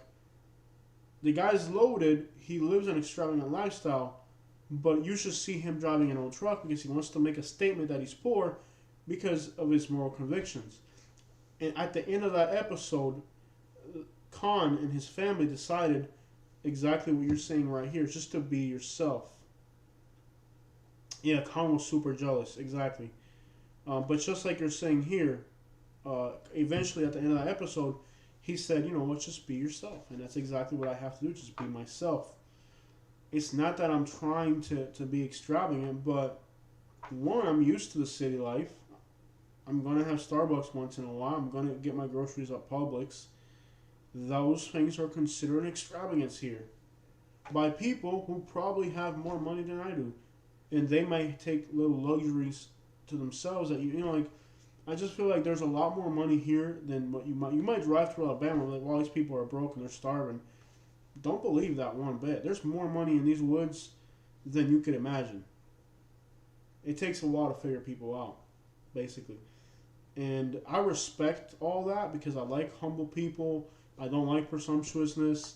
But here's a kid driving an $80,000 SUV. And on the other hand,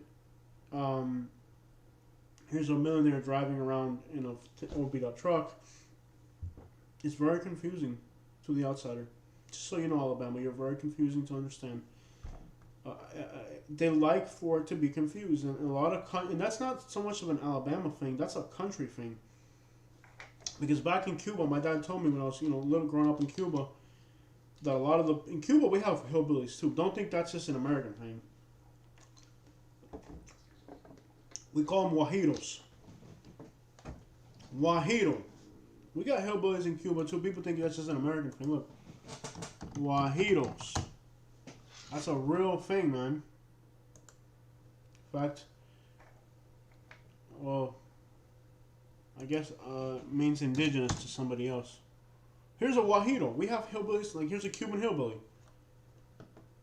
You know what I mean? Like, people think we don't have hillbillies in Cuba. We have a hillbilly in Cuba. There's a Cuban hillbilly right here, guajiro. You know what I mean? Like, they live out in the little, you know what I mean? Like, we have hillbillies in Cuba.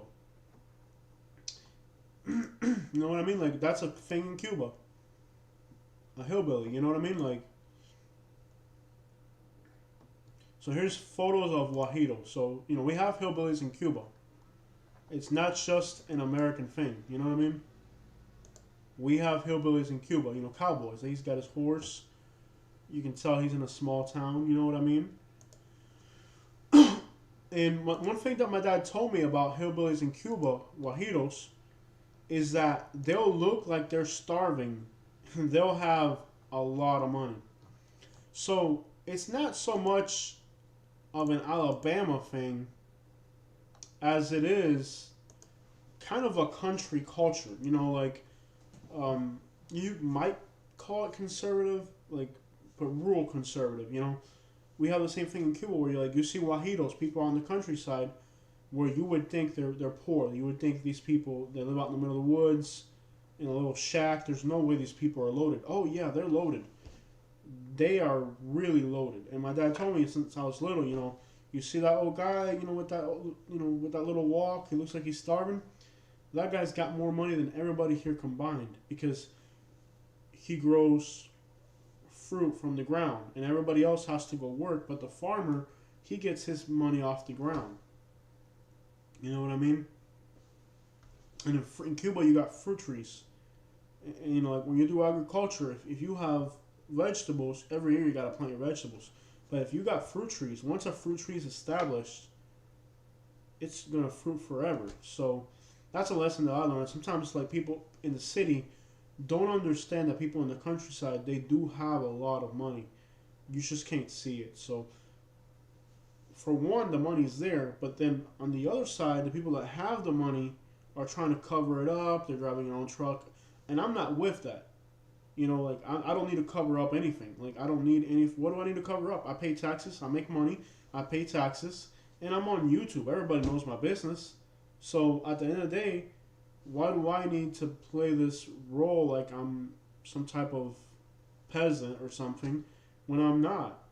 It's not that I'm trying to be presumptuous. It's just that I pay taxes on everything I make. So at the end of the day, it's my money. I'm gonna spend it however the crap I want. You don't pay my bills. But it is very confusing, and I think even after 8 months here in Alabama, I'm still not acclimated culturally to a lot of the things here. A lot of the stuff I really like the decency of respect to people here. That is one thing that I just could never see myself going back to Florida. You know, traffic and decency of people. Not everybody cares about those things, and that's the thing. Like I like being around country people because they're just decent people, and I'm Latino. I live in Hillbilly Mountain. I go into like these rural parts of Alabama. I've never had a problem here.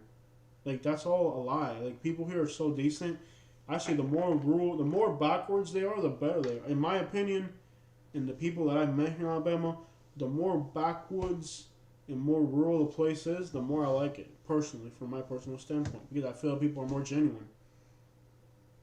You know, that's just my personal opinion. But I've been here 8 months, and even though I like it, and every day I like it more, I still feel that there's just a huge misunderstanding of communication, and you can't hide that you're not from here. Like no matter what you do, like your clothes, everything you do. Yeah, it's interesting.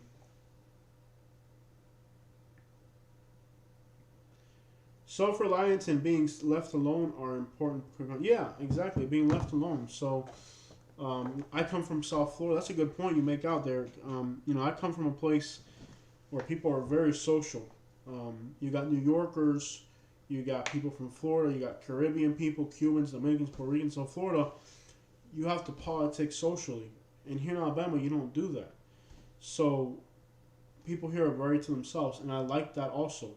Now, they're very to themselves on the outside. They're really gossipy. Like that's one thing too. If you live in a big city and you move to a small town, everybody's gonna know you're that New Yorker, you're that Floridian.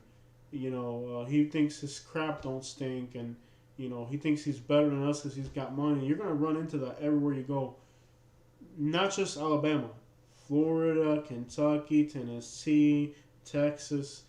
If you're from a big city and you move to a small town, they're gonna talk about you because small town people in Cuba, in the United States, in Canada, in India, in Pakistan, small town people are gossipy, very gossipy, and they're all going to talk about you doing whatever the crap you're doing. Um, just kind of unavoidable. But I like it here. You know, I like exactly what you mentioned there, Derek. That country people are to themselves. That's the best thing about it. You know, like, and I didn't get that at first, because I lived in Kentucky, and I'm familiar. I think I'm familiar with Appalachian people, and Appalachian people are friendlier, but Alabama people are more hostile. So when I came to Alabama, I thought these were Appalachian hillbillies, and Appalachian hillbillies are very like you don't have to know them. They're just genuine. Like I went to Wisconsin, for example. I didn't know anybody in Wisconsin. I went to a small town, like way out in the middle of nowhere in Wisconsin, and you don't have to know people. You know what I mean? Like every person just genuinely assumes that you're a trustworthy person, and they're just genuine in Wisconsin. In other places I've gone to, Cuba, Wisconsin, Kentucky, and all these Indiana. I lived in Louisville, so I was familiar with Indiana too. So I'm very familiar with small town people in those places, where they're more social, and they're more willing to help a stranger. That's not how it works in Alabama. In Alabama, you are by yourself. You don't ask for help. You don't help people. It's a different culture here. I wasn't aware of that. So even though people here are very friendly and respectful, they're also very cold and frigid at the same time. It's very confusing. And I think if you're moving from a big city to a small town, you'll like the decency, the respect, the slow speed of life. That's all a good package. It's going to take a while for you to understand the social level. Like I said, even after 8 months today, I'm sure I shocked 20 people today with something I said, which I wasn't trying to do it, but it's just unavoidable. And I wasn't trying to, it was a normal thing for me. I was like, oh yeah, blah, blah, blah. Oh, you shop there? Whoa. You know? So, it's very, very complex. Very complex situation. And if you're moving from a big city to a smaller place, you're going to have to. Now there's a lot of people moving from small towns to big cities too. And they're in for a surprise as well. Yeah, Alabamans don't trust Derek. You're absolutely right. Alabamans don't seem to trust outsiders very easily.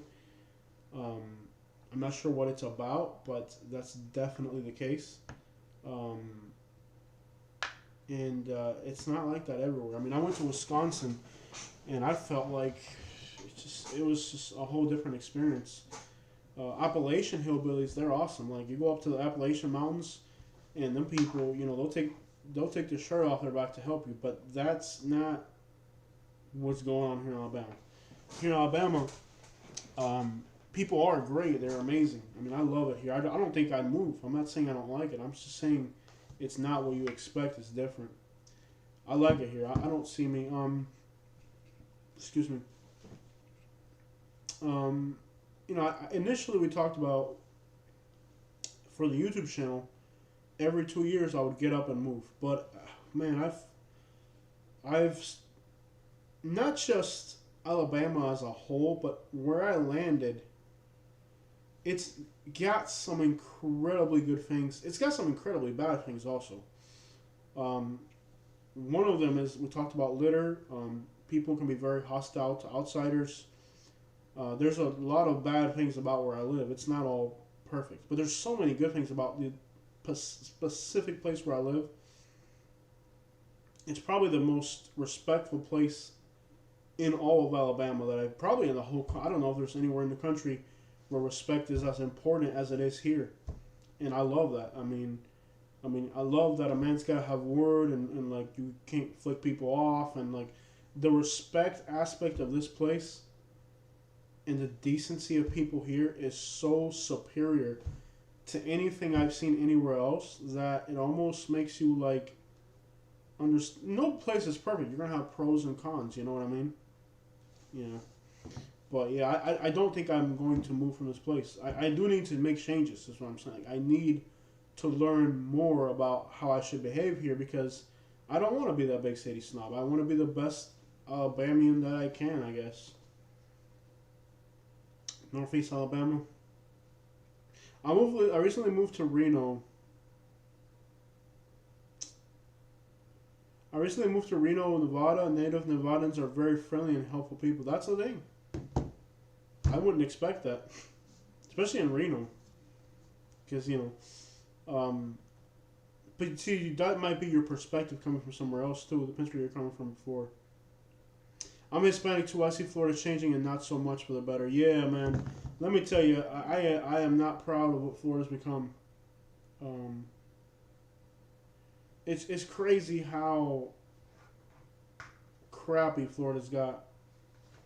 And even though culturally, I think what's wrong with Florida is the Latinos have kind of forgotten that we're Americans now, and we have to kind of culturally integrate ourselves and move to another city, and like you can't just like try to recreate.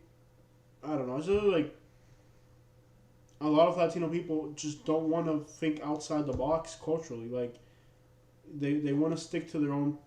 That's the way people are, really, all types of people. But I'm glad that I was actually able to take the leap and say, okay, I'm going to Alabama. I'm going to experience a new place, experience new people, experience new things, and lose my fear of everything, really. Just expand your horizons a little bit. Yeah, Florida's gone to crap. It's sad what's going on in Florida is sad. It's sad, man. And they're coming from New York and from all these other places that are much worse, so they think Florida's great, but they don't know what's going on there. I think eventually, and it's not a voluntary thing, economically, the Haitian community, the Cuban, Venezuelan communities, they're going to have to pick up and find somewhere else to go. except for like the snobbiest, richest ones, there's already a lot of Latinos in Florida that have created enough wealth to where they're gonna stay there forever. But the vast majority need to pick up and find a better place, man, because uh, they're not they don't let you can't get ahead in Florida, especially if you're Latino. It's interesting how economically I've done better in Alabama as a Latino than I have in Florida within my own community. It's just sometimes your own people are your own worst enemies, and that happens to everybody. You know, la comunidad. How is it? What's the old Cuban saying? Um, Comfort breeds familiarity breeds comfort. Basically, when somebody feels that because they're your own kind, that they can do something to you and get away with it because you're their own people. Where if somebody's not the same as you have to give them that respect because they're not going to let it slide. So that's kind of like I don't even know if I'm getting across right, but basically, sometimes your own people are your own worst enemy. It's good to expand outside of your comfort zone, maybe the city you're from, the neighborhood you're from, um, especially if you're from a particular community, ethnically or culturally, for you to step out of that community.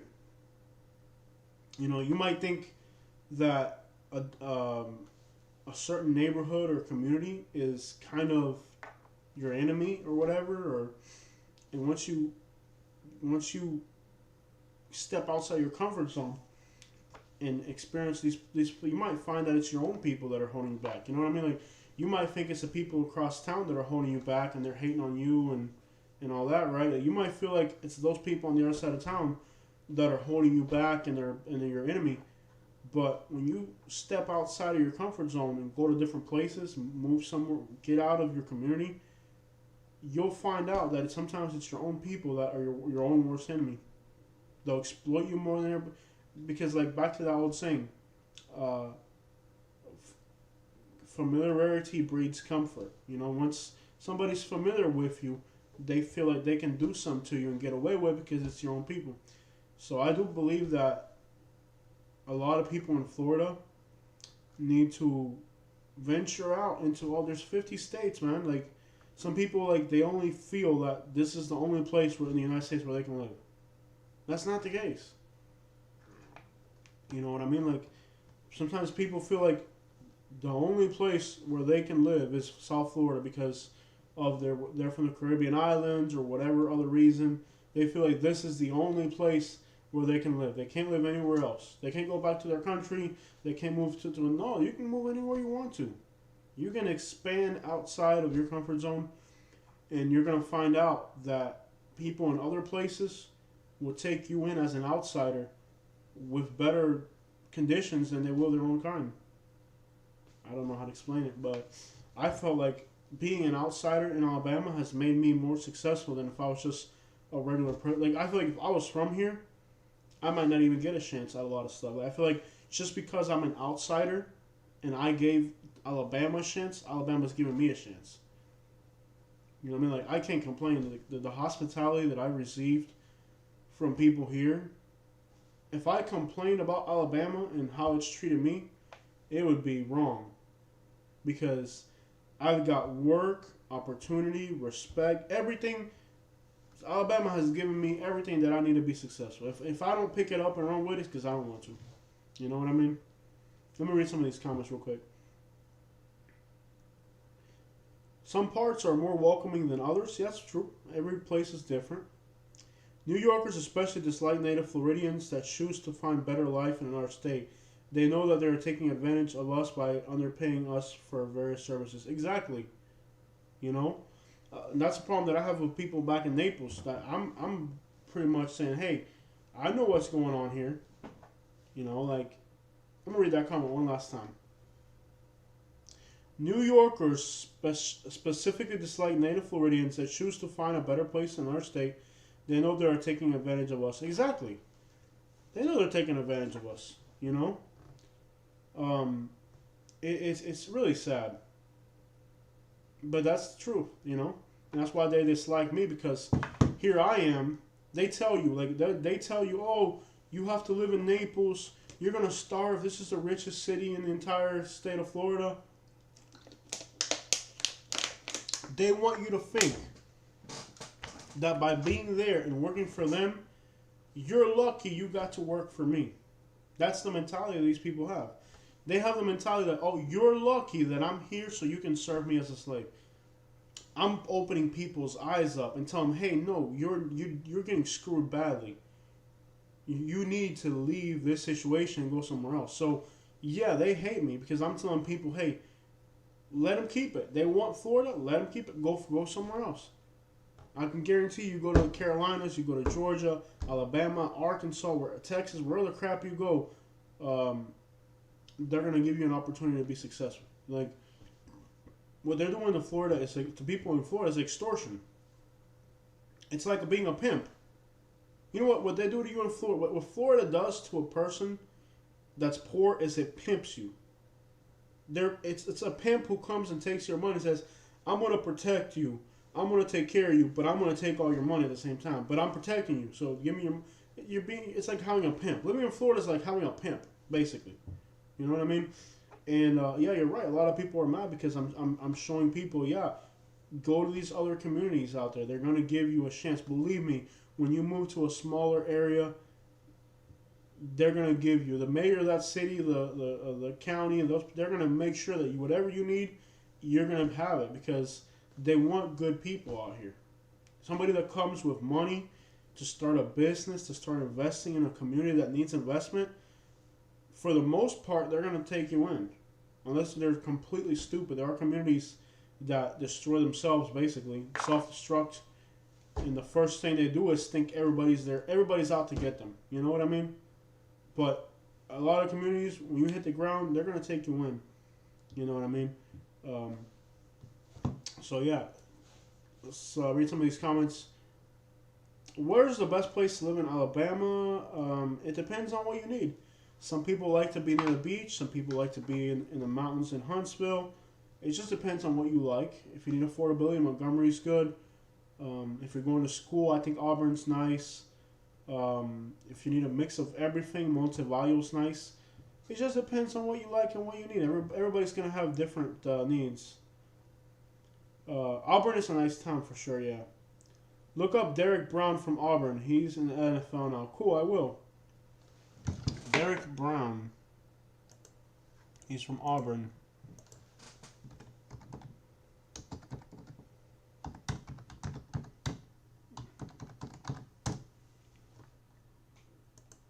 Alright, there's Derek Brown from Auburn. I got that jersey. I think I got his jersey. Do I got a 5 on? No, I got a 5 or a 2. I got a jersey from... I just bought a jersey.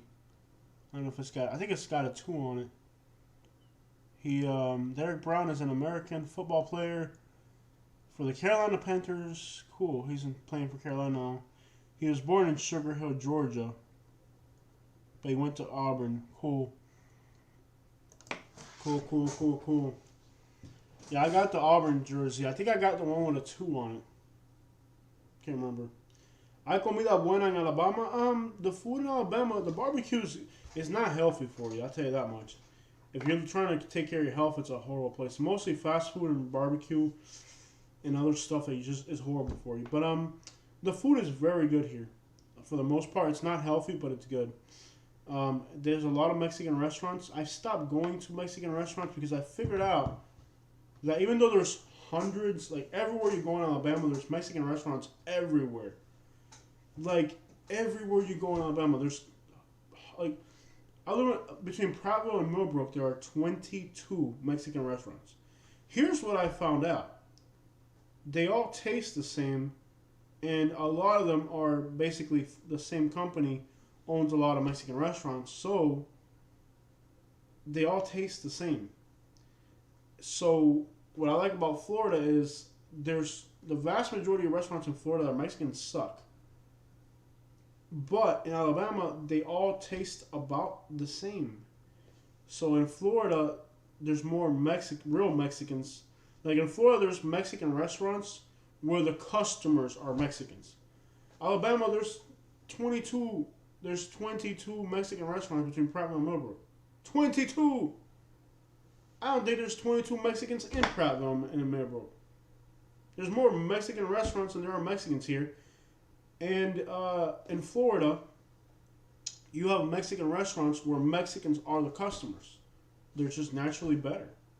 So while overall there's more Mexican restaurants in Alabama, they're everywhere, a lot of them are really good. But you have to find the ones that are kind of in the small towns. Like in a big city, you might not find a lot of good Mexican food. You might have to go. I'm going to say, like, I'm actually disappointed with the Mexican food here. It seems like it's very bland. It's what Americans think Mexican food needs to be. And I like authentic Mexican food. I don't like what Alabama... There's hundreds of Mexican restaurants here, but it's what people in Alabama think is Mexican food. I want real Mexican food. So, North Florida's got a lot of good Mexican food. I guess maybe in Georgia I might fare a little bit better with Mexican food. And then if there is a Mexican restaurant that's authentic, I haven't found it yet. I actually went to one Mexican restaurant here in Montgomery. They're on the south side of Montgomery. I'm not going to say the name of it because I don't want to talk bad about nobody, but I found a Mexican restaurant and all the customers were Latinos. So I'm thinking, yes, I found the authentic Latino. No, it was actually worse. Yeah, very frustrating. Yeah, Mexican food, that's something you can get angry about. San Diego, California, I bet they have good Mexican food. I want California Mexican food. Mexican food in Atlanta, I bet in Atlanta is really good. Yeah, I want to visit Atlanta. I want to do Atlanta. I might even do it tomorrow. I can't promise. Don't hold me up to it. I want to do Atlanta. I want to do like Doraville, Cummings, around Lake Lanier, maybe Rome. I want to do a ATL trip. I'm dying to do it. I did some ATL videos on the south side of Atlanta, and I didn't even upload it. It seemed like, yeah. What I have to say about South Atlanta isn't the best, but I know on the northeast side of Atlanta, it's really nice. Doraville has, I'm sure along Doraville, and I can get Cuban food. Although let me tell you something, Katie has been cooking amazing Cuban food lately. Katie's Cuban food that she's been cooking lately is better than the Cuban food my family makes back in Florida. So, I'm not really crazy about going to Cuban restaurants anymore because Katie's kind of perfected Cuban food for me at home. Besides the Cuban steak sandwich, because unfortunately I can't get Cuban bread here in Alabama. But Katie's really perfected Cuban food. Like, so I don't need to drive to get Cuban food. Katie's figured it out. She's doing incredible for Cuban food. I moved to Reno. I don't know why it's hiding your message. I'm going to show your message, Rick. For some reason, it hid your message.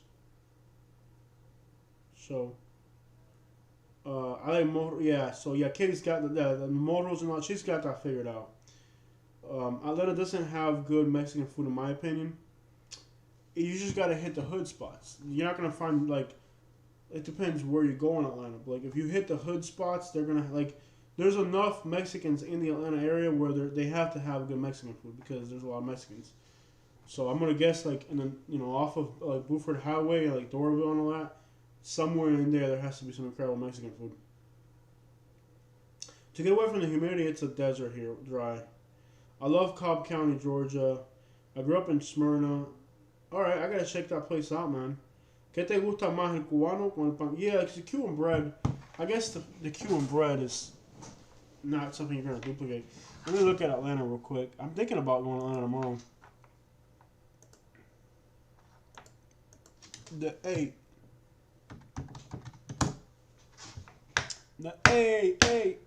Atlanta. And there's a lot of, what cracks me up?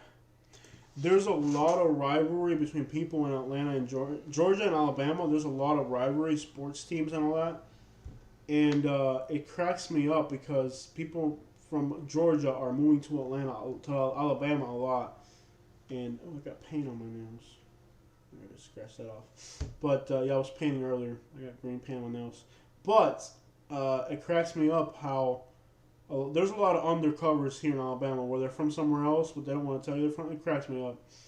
Yeah, but you can usually tell. Even I can already tell when somebody's not from around here. It's just don't even try to pretend to be somebody you're not. Be whoever you are. It's so like I'm already at the point where like I know when I see somebody if they're from Atlanta or from like Florida, I can already tell. I don't even know how, but I can tell. Weird. It's like when I see a Cuban. Although every once in a while I'll see like somebody here in Alabama, and they look so Cuban. I'm like, oh, I said, mi hermano, I found you with all that, and they look at me like, man, I don't know what the crap you're talking about. But you better get up on. And I'm like, sorry, man, you look like a Cuban, and they're like, I look like a Cuban. Well, I've never had Cuban. I don't go to I don't do no Cuban, man. You get some Cuban. I'm like, Cuban. Yeah, man, I don't put Cuban on my food. And I'm like, no. You look like a Cuban, man. You're Cuban, man. And they don't. They're like, no, man, I don't eat Cuban. You think I'm playing? Like every once in a while, I'll meet somebody here, and I'm like, bro, that's a Cuban. Look at him. He's Cuban. You know, the way he's dressed. The way he goes, but this guy's got to be Cuban, like, and you know, like I see somebody, I'm like, yo, this person, like, I'm pretty sure they're Cuban, and then when they open their mouth, man, I'm gonna tell you what, you know, up there, not Cuban, dang it, you know what I mean? But it's very interesting. I've been here for 8 months. I have not seen a single Cuban in Alabama. I think, no, I haven't. I saw a lady. When I was in Birmingham, I was at a restaurant, and the lady was like, oh, that customer's Cuban. And she was, like, in a table far away. But she was with a group of people, so I wasn't going to go up to her and be like, you Cuban, man! Oh, man! You know, I wasn't going to do that because it was, you know, she was with a group of people, and I'm pretty sure she left Miami behind along. But the lady was like, oh, I think that lady's Cuban over there. You know, but I wasn't going to, like, you Cuban, man! I wasn't going to do that. But, yeah. But yeah, 8 months here, I've still yet to meet. I've heard there's Cubans in Montgomery. I know there's a Cuban family in Bravo because 2 people have told me, but I haven't ran into them, and I just want to meet a Cuban and be like, "You Cuban, man," you know. But no, hasn't happened yet. But I do like every once in a while. Okay, back to Atlanta. Let's get back to Atlanta. The immigration laws in Alabama is incredibly strict. Yeah, but you know what? That's the law. If you are coming to Alabama, don't be illegal. It's pretty simple. I mean, that's the law. There's a lot of Latinos here. The vast majority are here on a work visa, so they're legal, temporarily legal. Be legal. I mean, that's kind of how it's supposed to be, you know? It's good that there's no illegals here because I don't have to compete with somebody from Guatemala when I go work because everybody here is legal. Everybody here is trying to have a household and not send money to another country and bleed the place dry. That's another thing. So I don't have a problem with that. Alabama is a very strict place when it comes to immigration. That's really okay with me.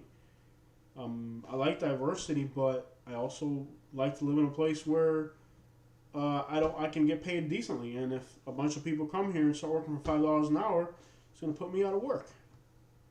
And I need my money, man. So let's go look at Atlanta real quick. But what I want to do, you said, I'm pretty sure that's north of Atlanta, right? Let's see here real quick, guys. I said I was gonna end this live stream a little bit ago, and I'm still going at it. No hablo español. That's hilarious. I moved to Alabama from Georgia. Yeah, it's a very common thing. You see it a lot. Give me a second, guys. I'm trying to read these comments. Not making it political, just saying it's where there's so many Hispanics.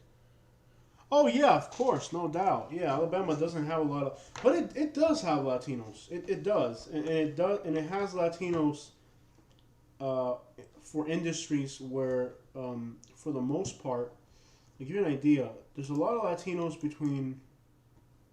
I wanted to look at Atlanta. This is so confusing. Let's do it this way. Here we go. There's a lot of Latinos from Birmingham. Like, there's Latinos. Birmingham has Latinos. Like, Hoover's got Latinos a lot, like a considerable percentage. Hoover, Wichita-Villas, and Calera, there's Latinos all up through here. And then it goes all through the south side of Birmingham, seeing a lot of Latinos. And then from Birmingham to Chattanooga, from here all the way through here, it's all packed with Latinos. Alvarville, Boaz, Fort Payne. This is one town I really want to check out, Mentone. I hear that's a really nice little town. I haven't checked it out yet. Guntersville, all through here. So from Birmingham, there's like a line of Latinos coming all through here. Because there's industries there that require, there's chicken farms. Like here's one in the middle of nowhere. Like here's one right here. This is a chicken plant. So most U.S. citizens are not going to work at a chicken plant. Therefore, this chicken plant right here, for example, there's going to be Latinos somewhere in here. So the same thing in Coleman. So this whole area up here, you're going to have all through these woods and all through these areas in here, you got chicken plants. So they're everywhere. Like here's one right here. Here's a chicken plant right here. Right? And then there's another one right over here. So these chicken plants, probably 20% of the population between, like from Birmingham, from the outskirts of Birmingham all the way up through here, all this area here has a lot of Latinos. And there's also Latinos here in Huntsville, but they're not illegals. Most of the Latinos, there's a lot of Latinos in Huntsville and Madison and Athens and here, but these are illegal. They're relocating from other states, California, Florida. So there's legally, there are Latinos here, but they're legal. The ones in this area, they're illegal, but Alabama allows, if you work at a chicken plant, you're not legal, but you're allowed to work. So, like Boaz, Alvarville, there's a lot of Latinos in here, like a lot. And actually, there's also Latinos south of Montgomery. Union Springs has a lot of Latinos for some reason. I don't get that one. But there must be something. There has to be some type of industry here. Maybe there's something in Union Springs. Probably chicken. There it is right there. There it is, a chicken farm. See? So there's a lot of Latinos in Union Springs. That's probably why. There's a chicken farm right there. And there's probably other ones in the area. Here it is, a plant. There's a plant here. So there's a big plant. There you go. So you see, that's why there's Latinos there. Most of them are going to be Salvadorian, Guatemalan. Yeah, it's agricultural services. So, yeah. So, basically, there are Latinos spread out throughout Alabama. Union Springs has a decent. There must be I think butchering and agriculture and chicken plants are allowed to use workers that are not legal. So, yeah, there's also a lot of Latinos in Auburn and Opelika. There's also a lot of Asians. You know, like Auburn's like 6% Asian. Let's look it up real quick. Auburn, because they have the problem is the thing. Problem is not the right word. The situation, it's not really a problem. But see here, you have the Kia plants. So you got Walmart distribution centers, Kia plants. These are all auto part plants right here, because on the Georgia, as soon as you cross into Georgia, there's a lot of industry around Auburn. Let me tell you, where's the Georgia line? Right there. One of these is a Hyundai plant. Where's the Georgia line? Oh, it's way up here. So here we go. So on the Georgia side, you got these big, there it is right here, one of them, Hyundai. So there's a lot of, oh, there it is. Here we go. Here's Kia plant. Look how big that plant is. So on the Georgia side, you got this Kia plant, and you got all these other industries. There's a lot of work in this area. I need to explore this area better, you know, around here. Maybe there's a lot of industry in this area. I might like this area. I'm going to have to explore this area a little bit better for myself in the future. So you have a lot in Auburn. You have a lot of Asians because, you know, you got Kia, Hyundai, and other plants from Korea. So there's a lot of Koreans there. Let's see real quick. Asian. 5% Asian. That's a lot for Alabama.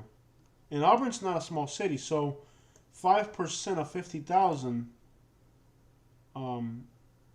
is 2,500. And that's only in Auburn. And then next to it, you got Opelika. So you got Opelika right next to it, which is also has a lot of Asians. So there's a lot of Asians in Opelika. There are Hispanics too.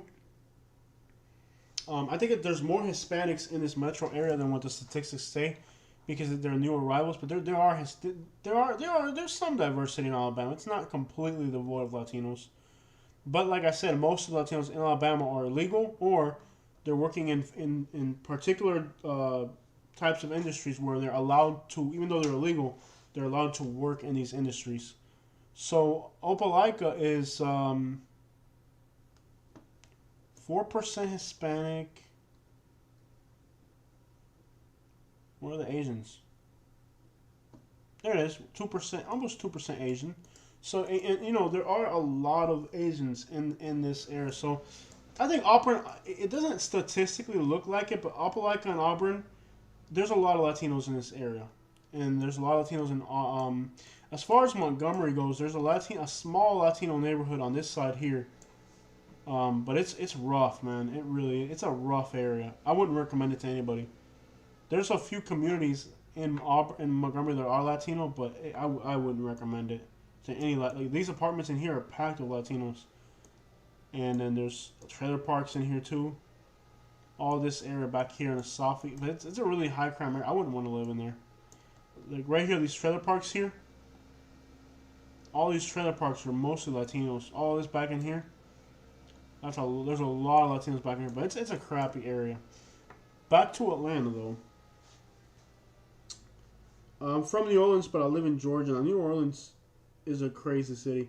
I almost ran out of gas in East Point one time. I actually prayed that I wouldn't run out of gas. Yeah, that's crazy. Clayton County in general, that's bad. As soon as you hit the airport, leave immediately. Clayton County. Montgomery is my favorite. Rosa Parks town. What about schools? Any public schools are good in Alabama? Alabama is not known for good schools. It's got the worst education in the entire country. And Montgomery can top the list of that. So what you're going to have to do is, I think Millbrook is okay, Prattville's okay. I'm not going to tell you. I think from what I've heard, Millbrook has good schools, Prattville has good schools. For sure, I'm going to guess Hoover is going to have good schools. Homewood, Hoover. I'm going to guess that, you know, Alabaster, Montebello, and Calera. I'm going to guess. I'm not 100% sure on that. But there are towns that have surprisingly good schools. Giant mosquito. Get out. Get off of it. Amigo, no. Dude, this mosquito is like a foot long. How's that even possible? I'm going to kill it before it bites me. Hold on, man. Where? Hey! Get conmigo, no! I'll kill you, man! There's a mosquito in here, man. So I'm not gonna like 100% tell you I know for a fact, but yeah, you gotta look around. I guess you can find that information on the internet. Yeah, of course, Vestavia Hills is gonna have good schools because it's all a bunch of rich people. So I really don't like to talk too much about schools because it's not a subject I'm very familiar with. Lo trabajo de la Florida. No, there's mosquitoes up here too. It's crazy. Yeah, private schools are very popular here in Alabama. And even those don't, even in Montgomery, I hear there's a lot of private schools. And I'm gonna tell you, not even those seem attractive to me. I wouldn't. I would look into that. If you have kids, I would. I'm not the person to counsel you on that. Sounds like Opa-locka, but it's not the same. Trust me, it's not. Let me show you the difference as far as like real estate. Opelika, it sounds the same, but trust me, it ain't the same. So here's Opelika. Opelika. I should do like comparing Alabama. I don't have enough time, man. I hit the road so much that I don't make enough. Do you guys like? Let me ask you something. Okay, somebody says Enterprise has good schools. Yeah, I wouldn't be the person to ask. Do you guys like my content videos more, where I edit a video and make a video, or do you guys like my when I hit the ground and do ground videos? Which ones do you guys like more? Because I feel like, me personally, I don't want to be stuck in front of a computer all day editing videos. Okay? I want to hit the road. I want to explore new places. What do you guys like more?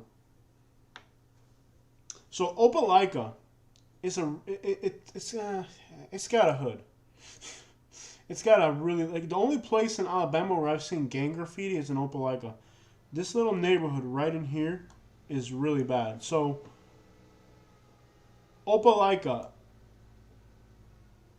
Auburn's really a nice town. So here's Auburn, and Auburn has a bad neighborhood, which is right in here. Seems pretty crappy. So like this little corner of Auburn's pretty hood. But for the most part, it's an amazing city. Okay, but this neighborhood's pretty active.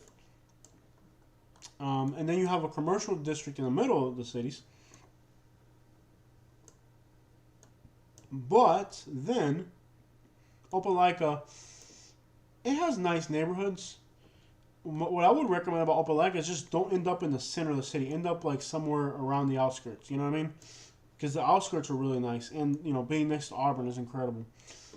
But Opelika, you can get here's a 3-bedroom, 2-bath little house on a good sized lot. Built in '86. It's not too old. You know, decent price. Nice newer tile. A decent little house for $160. In a city that's not the greatest, but you know, it's in the woods, so you're not gonna have too many neighbors here. You know, this is on the outskirts. You're not gonna have to worry about, you know, you don't even have neighbors practically. You know, that's Opelika, and in the outskirts is really nice. It's kind of like being in Auburn, really. Here's Opa-locka. Somebody just mentioned Opa-locka. Here's Opa. That's a whole different beast, man. Opelika, Florida. That place is that's like the Compton of Florida, basically. If you just so you have an understanding. Opelika.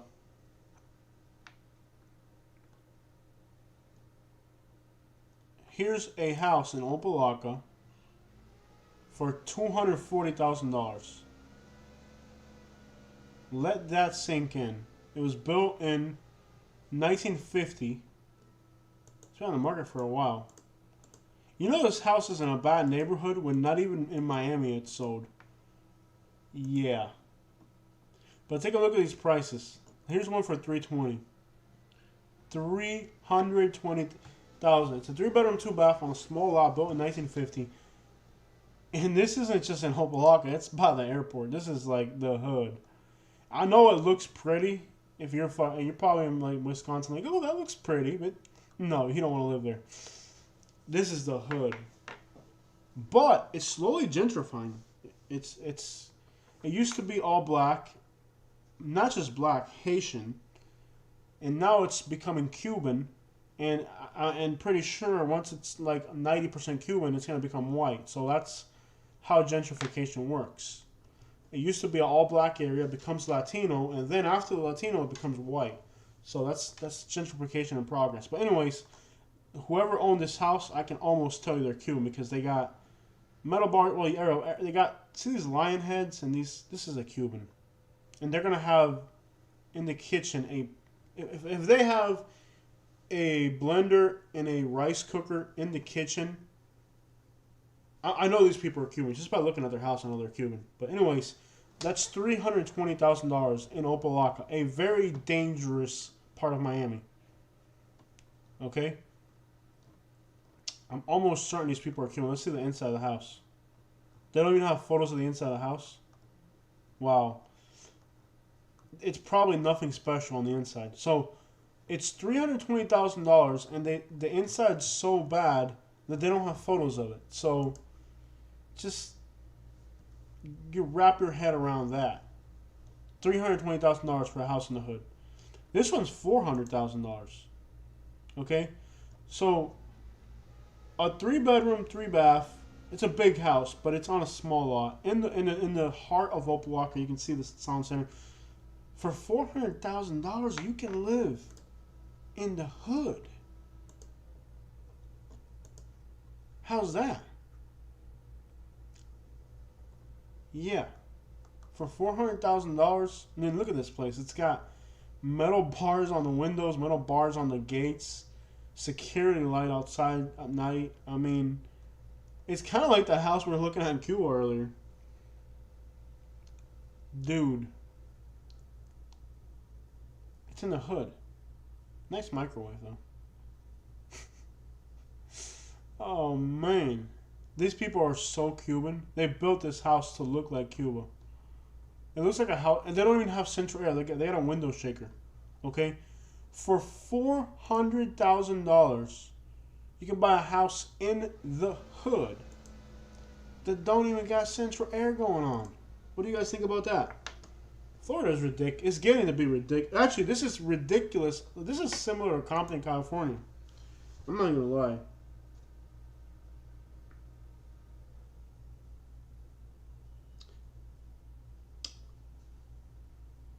And it will get gentrified. Absolutely. It's getting gentrified.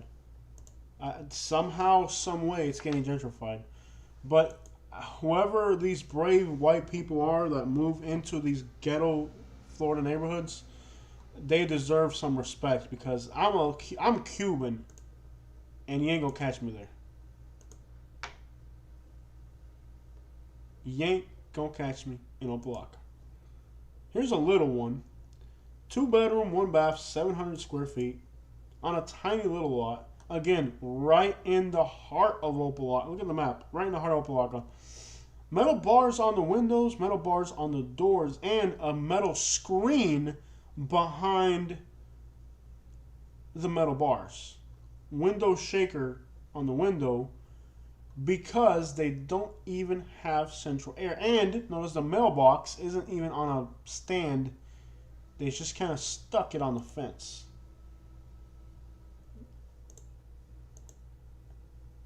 They got a jet ski, though. Mango tree next door. And it's got a mango tree. And a boat. It's got a shopping cart in the back. Why do you have a shopping cart? That's illegal. In Florida, it's illegal to have a shopping cart. This is ghetto. They got window shakers. They don't even have, like, real air conditioners. They have window shakers. Look at the kitchen is so small. Why do they have 2 refrigerators? Okay. This is tiny, bro. Like, this is like hood. Look how tiny that sink is. It's tiny. It's 740 square foot. $225,000. Do you know what you get in Opelika, Alabama, for that kind of money? And there's better jobs in Alabama. Look at the difference of what you get in Alabama. Town's got the same. Look at what you get for $150. 3-bedroom, 2-bath on a nice little piece of land. It's like there's no. Why are people in Florida? Like, I don't. Why are you people in Florida to begin with? It makes no sense. It's like, if you're rich and you're snowbirding or something, I get it. But if you're like working at a McDonald's, what are you doing with yourself, man? You see this house in Alabama. It has, what's the price? It's $153. It's got central air. It's got a decent sized lot. It's a brick home. It's got some gardening shrubs. It's got brand new floors, brand new paint, brand new ceiling paint, brand new ceiling fans, modern appliances, brand new floors, kitchen's clean, spacious. When you look out the windows, you see trees, not metal bars. New carpet. Also notice how all these houses in Alabama are empty, where the ones in Florida are, I like this house. I wish I could buy. I wish this house was on the market right now. I wish I was on the market right now. I would buy this house in a heartbeat. Look at this thing, man. It's got a shower. Do you see the difference? Come on, y'all. I know you see the difference. That's a nice house for a nice price. It's got a new water heater. I mean, they really did the whole thing. And all you need to do is buy a dryer and a washer, which most houses aren't going to come with that. Nice little bathroom. Very big walk-in closet. Nice little house. Look at the land. It's got like a nice sized lot. You know what I mean? It's out in the woods. It's not in a really. You don't have metal bars on your windows for craftsmen. Like for that's one. So yeah, Wynwood is the hood. Yeah, Wynwood is the hood. But yeah, it just to me it doesn't make sense. It's never made sense. Like I don't even know why a working class person would do that to themselves. Like that Hialeah, and Hialeah is even more ridiculous than Opelika, because Opa-locka has high crime rates. Hialeah has lower. Actually, Hialeah's crime rates are actually respectable. Hialeah is not too far from Opelika. I'll show you guys on a map in case you're not familiar. So we're talking way at the bottom of the map. Here's Florida, and it's way at the bottom. And it's running kind of slow. I'm not surprised. Here's Hialeah. Hialeah is the most Hispanic city in the United States, considered by a lot of online lists to be the absolute most miserable place you could ever live because of the population density, incomes, rents. It's basically like the most like inhumane like situation like as far as incomes. Amelia Earhart. I went to an event here. Amelia Earhart Park. I went to an event, and I kid you not. What's going on there? Not sure this camera just kind of fell. I went to an event at this site here, this Amelia Earhart Park, and there were 2 fights. Not 1, 2. Okay? There were 2 fights at this event. Let that sink in. One fight was at the group of people that I was associating with at the time. I don't associate with these people anymore. But, yeah. I don't get how this camera works. Anyways. Let's see if we can get this camera right. That looks better. So, the people that I was with an event. I was at a sporting event. And there's a fight within the people that I was with, but then there was like another booth and then there's another fight there, and then I got a $150 fine for parking, so I will never go back to this park ever again. It's basically there was 2 fights, and I got a ticket. Just horrible. Amelia Earhart Park. So there's these like, there it is right there. But basically, there's these cities that, like, we were at this one, or one of these, right? And the one we were at had a fight, and at the same exact time, the other one had a fight. So basically, that is Amelia Earhart Park for you. Anyways, if you ever go to Hialeah, go to Ray's Pizza, man. It's nothing special. It's kind of like a hole-in-the-wall pizza place. But the real estate in Hialeah is ridiculous. The only thing that Hialeah has going for it is that it has the lowest crime rate of any city in the country. Especially their murder rate is really low. But here's a house in Hialeah. So, it doesn't look bad, to be honest. 3-bedroom, 1 bath, $340,000 on a tiny lot. Built in 1955.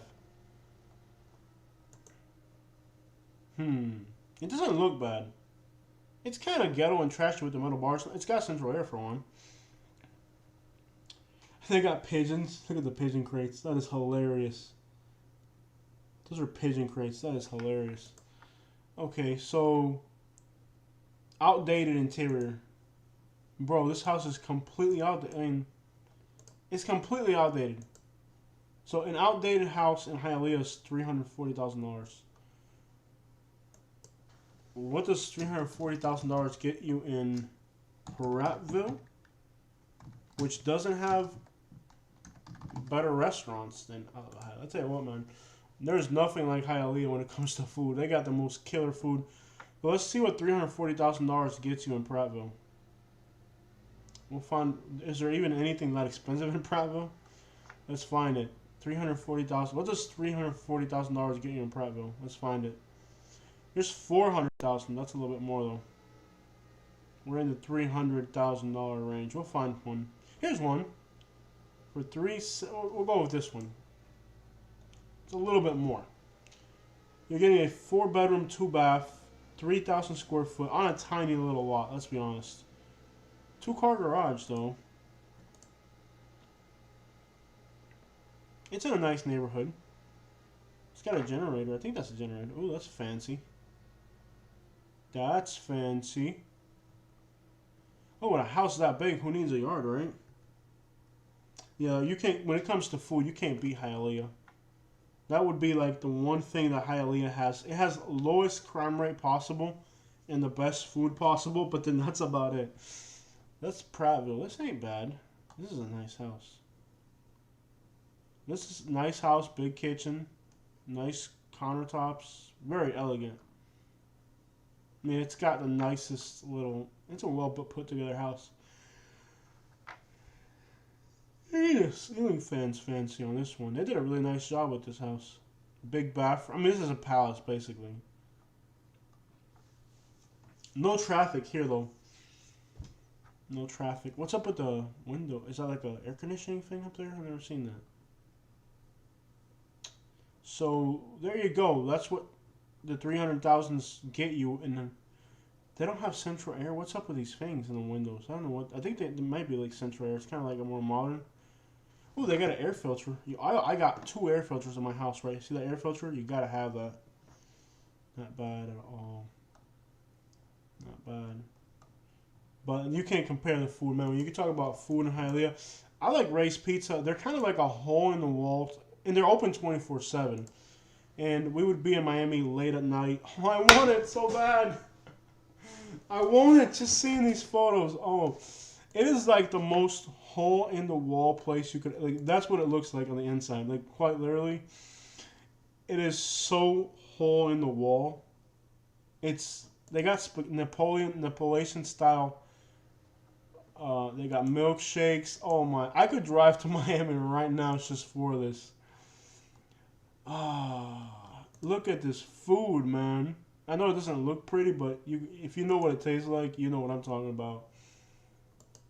It's basically like the most hole in the wall, 24-hour a day. Their sandwiches suck, by the way, but their pizza and their pasta is really good. 1 pepperoni right in the middle. Let me tell you, they are. I would drive to Miami right now. I'm not even lying. I will drive to Miami right now. Yeah, you know what I'm talking about. 3 in the morning, bro. I've been on a Ray's Pizza at 3 in the morning. I've done it. I'm not sure what that is, but yeah, they are good. They really are. They're really. It's a hole in the wall place, but they got. I didn't know they had garlic knots. When we get the pasta and a pizza and we share it, and make milkshakes. Their pizza, it's hole in the wall, and then there's a few other competitors that they have. Like they'll have like lemon peppers. This is my other spot in Miami. Lemon peppers, not too far away. So just so you guys understand, everything on the left side of the screen is Latino. See this commercial district right here? Everything on the left side is Latino. Everything on the right side is the black area. So very, very separated city. Everything, like see this Westgate area? Everything on the left side, all this is all Cuban. And then everything in here is black. And then everything in 95, like this is all white. In Little Haiti, they're gentrifying it. This is all black, and this is all Latino. So on the black side, I go to Lemon Peppers. I don't think they're open. They're open till 1 a.m. Lemon Peppers. I think Rick Ross made a song where he's like, "Lemon pepper my wings." Yeah, they are good. If you're ever in Miami, I'm gonna hook you up with like the Miami places to go to. Ray's Pizza off the bat, no doubt. Lemon Peppers. I've been here at 1 in the morning before. What's he wearing? It's not their I don't know what is that, a chicken? I don't even know what that is. But lemon peppers, man, you get that shrimp up in there, they are good. Yeah, that's what I'm talking. It's not healthy for you, but yeah, buddy. Yeah, Rick Ross, lemon pepper my wings. When I'm in Miami, I get some lemon peppers. Yeah, that's all lemon peppers. They're good, man. And it's very hood here. This is like the heart of the hood. I love it, man. But I feel very comfortable in the hood of Miami because there's so many Cubans in Miami. So like they know a hood Cuban when they see one. You know, I feel very comfortable in Miami. I actually feel more comfortable in the black side of Miami than I do like in the rich side of Miami. I never feel comfortable when I go to the rich side of Miami. But lemon peppers, let me tell you, man, they are the best. Like when it comes to hood food, yeah, they're good. They're incredible. So lemon peppers. Yeah, I bet pizza in Staten Island. Ooh, they gotta be good, man. Yeah, you bet. Pizza in Staten Island? You bet that's gonna be some good stuff. Many old school New Jersey Italians in Florida, they know pizza, yeah. So where else would I go to? Oh, Church's Chicken Wingstop is garbage. Hurricane Grill is garbage. Restaurante Hondureño. Yo, there's this Cuban place. It's called Mariucci's. There it is. I just saw it. There it is. So, like, I got family that lives in Miami. I was like, yo, what's the best, like, Cuban place in Miami? And they sent me to this place. They're really good. I'm not going to say they're the best because there's so many good. How do you even start? But this Mariucci, so as far as authentic Cuban food goes, this Mariucci is like incredible food. You know what I mean? Like they are, they'll heat it up for you. Like they have it in like a it's kind of like a buffet style thing, but they heat it up for you. And I think you can order. Oh, look at this food! I'm going to Miami. Forget about Atlanta, y'all. Forget about going to Atlanta. I'm going to Miami. I'm going to Miami, y'all. This Atlanta trip's gonna be out of the window. If I keep looking at all these restaurants in Miami, yeah, man. I keep looking at all these Cuban food in Miami. We're gonna be in Atlanta. Forget about Atlanta. We're gonna be in Miami tomorrow. Man, oh man, they got some good Cuban food. I mean, their little breakfast thing going on. The pastries are amazing, of course. Look at this, guys. Oh, look at this café con leche with Cuban bread and melted butter. Man, I'm telling you, that's the one thing that Florida has is good Latin food. I gotta get Katie to make a pork roast for me. I don't think she's ever made that for me. I always do the beef. Look at that, man. Yeah, you can't compare Miami when it comes to food, man. And this Mariucci place, they're kind of hole in the wall. They're not even like on a main street. Like that's how you know they're good. They're not even. Like, let me show you where they're at. They're not even on a main street. They're like in a residential neighborhood. That's how you know they're gonna be good. They're not even on a main street. They're like in a residential neighborhood. ¿Qué clase de María? Ah, Dios mío. They're like in a residential neighborhood. There it is right here. Yeah, like they're not even in like where is it? Huh. Oh, there it is on that side. Okay. So yeah, they're like in a residential neighborhood. They're not even like in like a commercial center. It's like look at this is all houses here. Look at this little Latin market and a little street corner market. I bet they got some good. Let's see what they got inside Latin market. It's just Latin market. There's not a single review. Nothing. It's just Latin market grocery store. They don't have any reviews. They don't have any photos. It's just. So with this Mariucci's place, let me tell you though, they're on East 1st and East 7th. They are good. You know what I like to go when I go to Miami? I like this place over here too. It's a Colombian place over here. It's called Ruta 75. It's right where 75 ends. So there's 75. You get off on 75, and there's a Colombian restaurant somewhere in here. I forgot to call my dad back, but he's sleeping already. There's a Colombian restaurant somewhere in here. There's a Starbucks in Hialeah. Hey! They got a Starbucks in Hialeah. That's crazy. They sure do. How do you live in Hialeah and have Starbucks? That's a shame. Where is it? It's called Ruta 75. It's a Colombian restaurant. Let's find it. Oh, there's another race pizza up here next to a Publix. Maybe this race pizza is in a nicer part of Hialeah. Maybe this race pizza is not as trashy as the other one. Yeah, it looks better. I always go to the nastiest hood one because it's what I always gone to. But there's a restaurant called Ruta 75. Let's find it. It's a Colombian. It's a Colombian restaurant. They're pretty good. They're in Hialeah. There it is right there. I was right on it. It just didn't show up on the map. So this is a pretty good Colombian restaurant.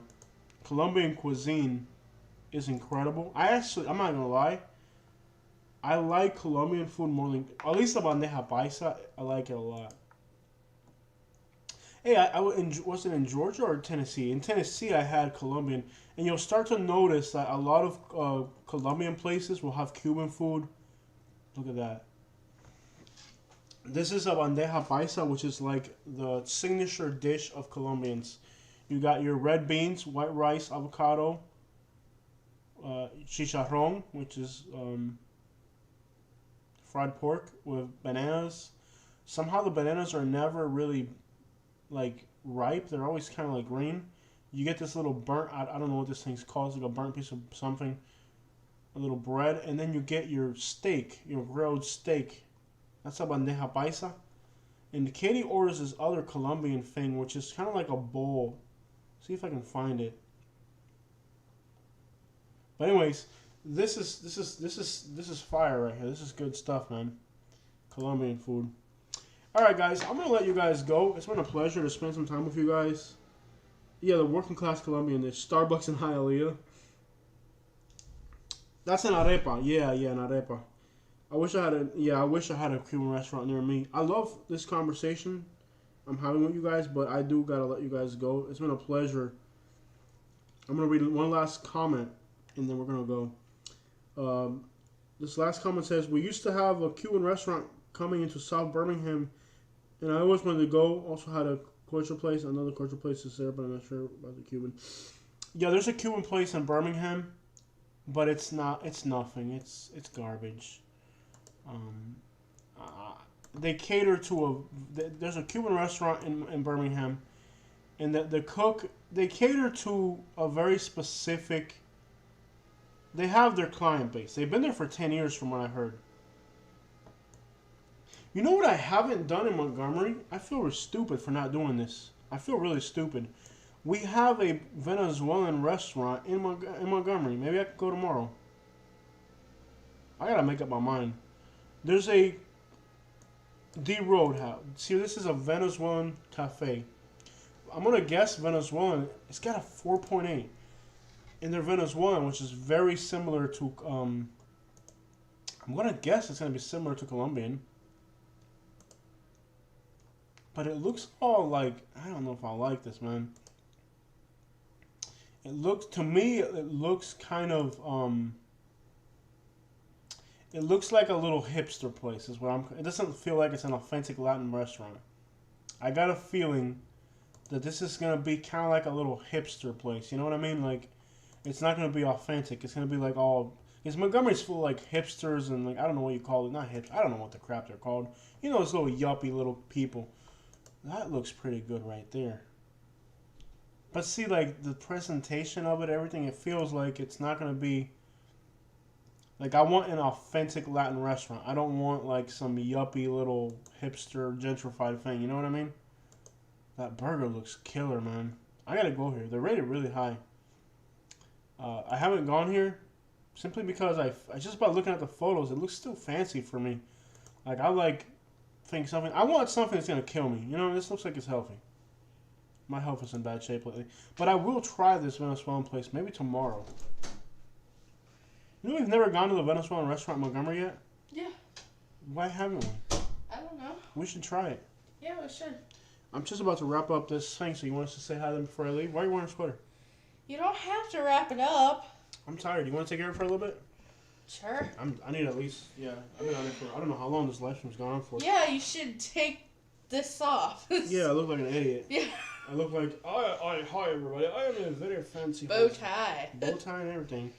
You guys can hang out with Katie. We're Yeah. talking about Cuban food. How long has this gone on for? Dude, this has been a long live stream. Where are we at? We're at 3 hours. Wow. I'm cool. You want to take over?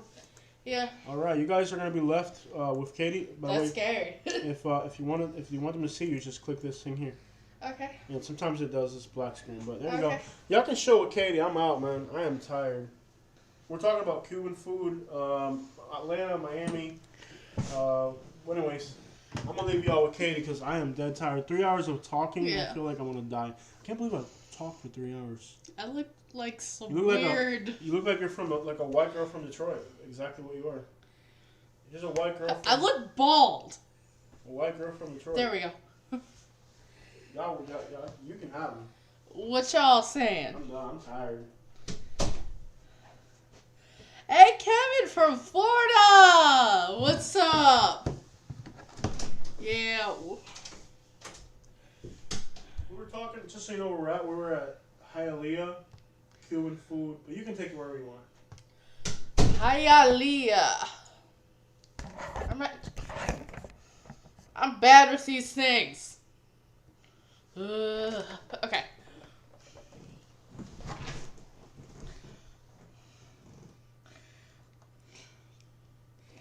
You stay in Destin? We were in Destin a few. It was nice. Yeah.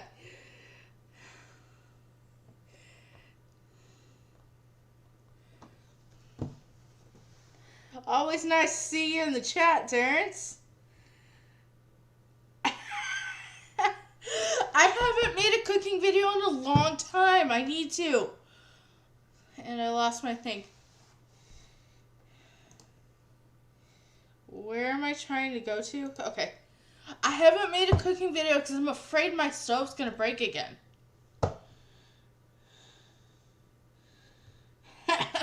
New Yorkers kicked me out of Florida.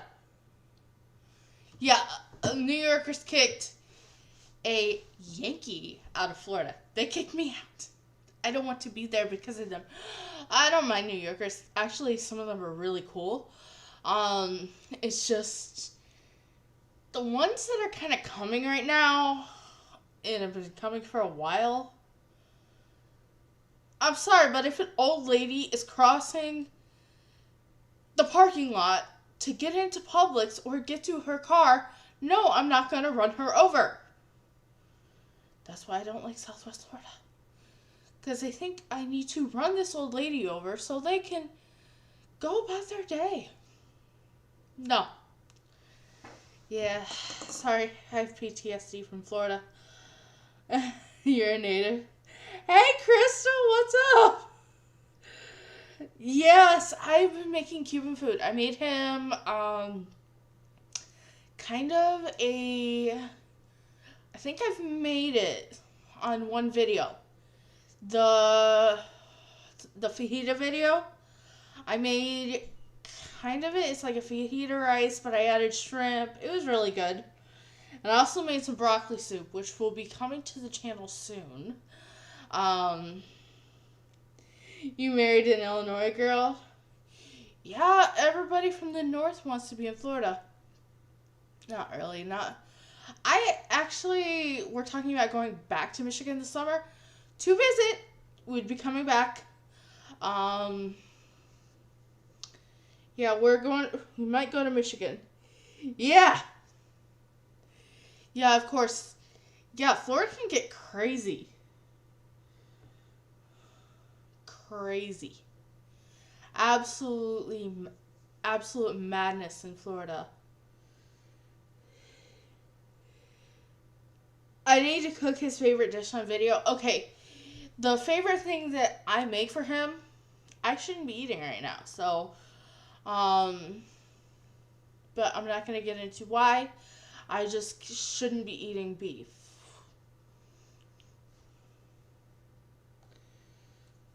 He likes the picadillo, not picadillo, palomilla. They sound similar.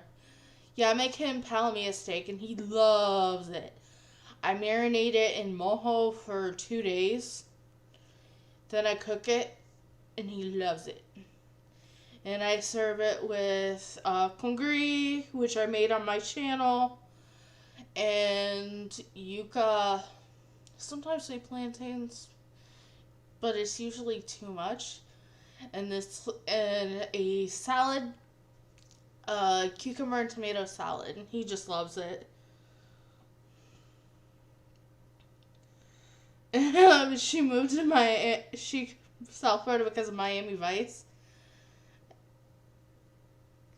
Kind of remember the style or hearing about it. I mean, I think that was a little before my time, but I can understand moving to Florida because of that. It's because people in Florida are direct.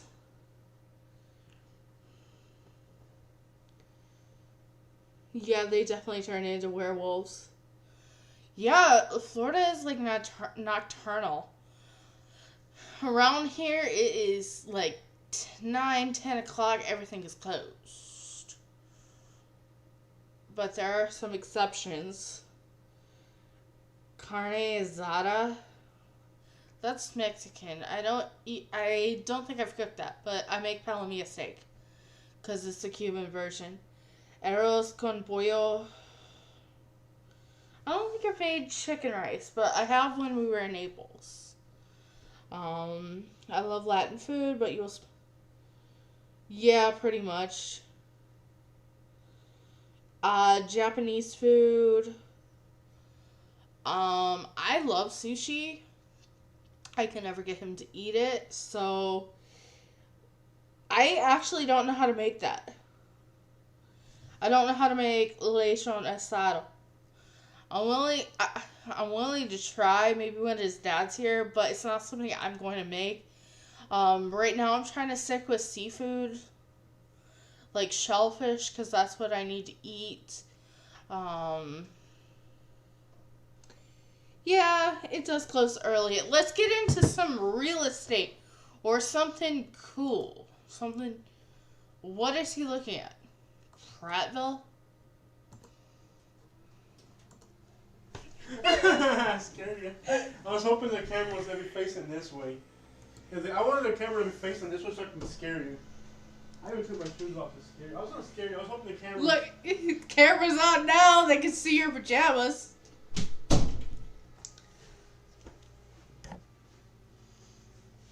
So, I was going to show them some cool real estate. I was hoping that I could sneak up on you. Why you want to sneak up on me? Scare you. Why? You want me to have a panic attack on air? Yeah. Alright, what are you going to look at?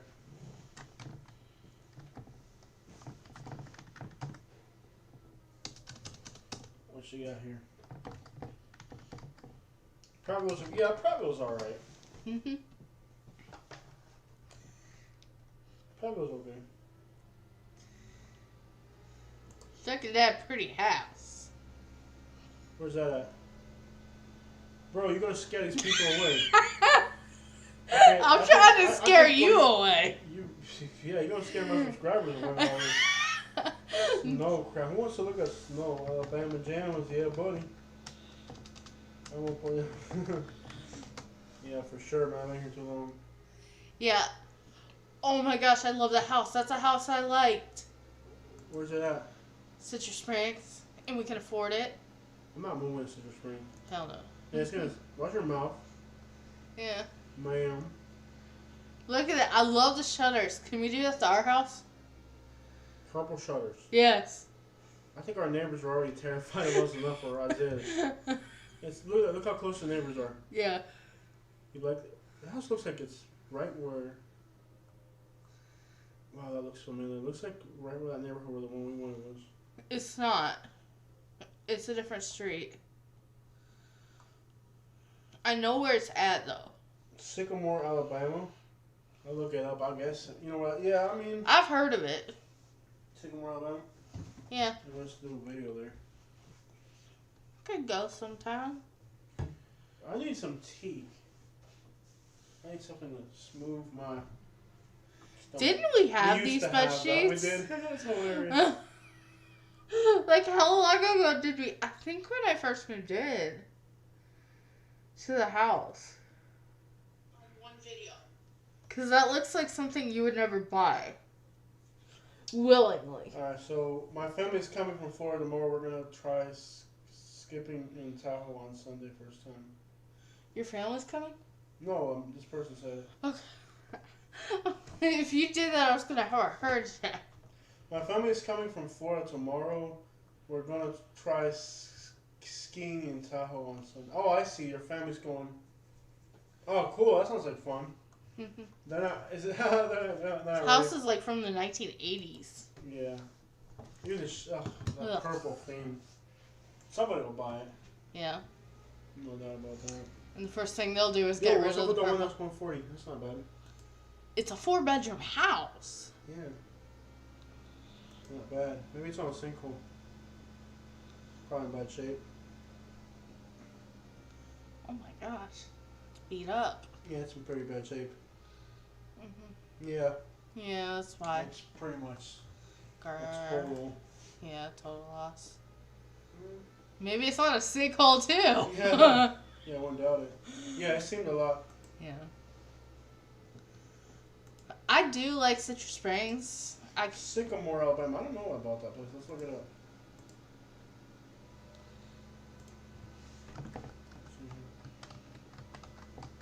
Sycamore, Alabama.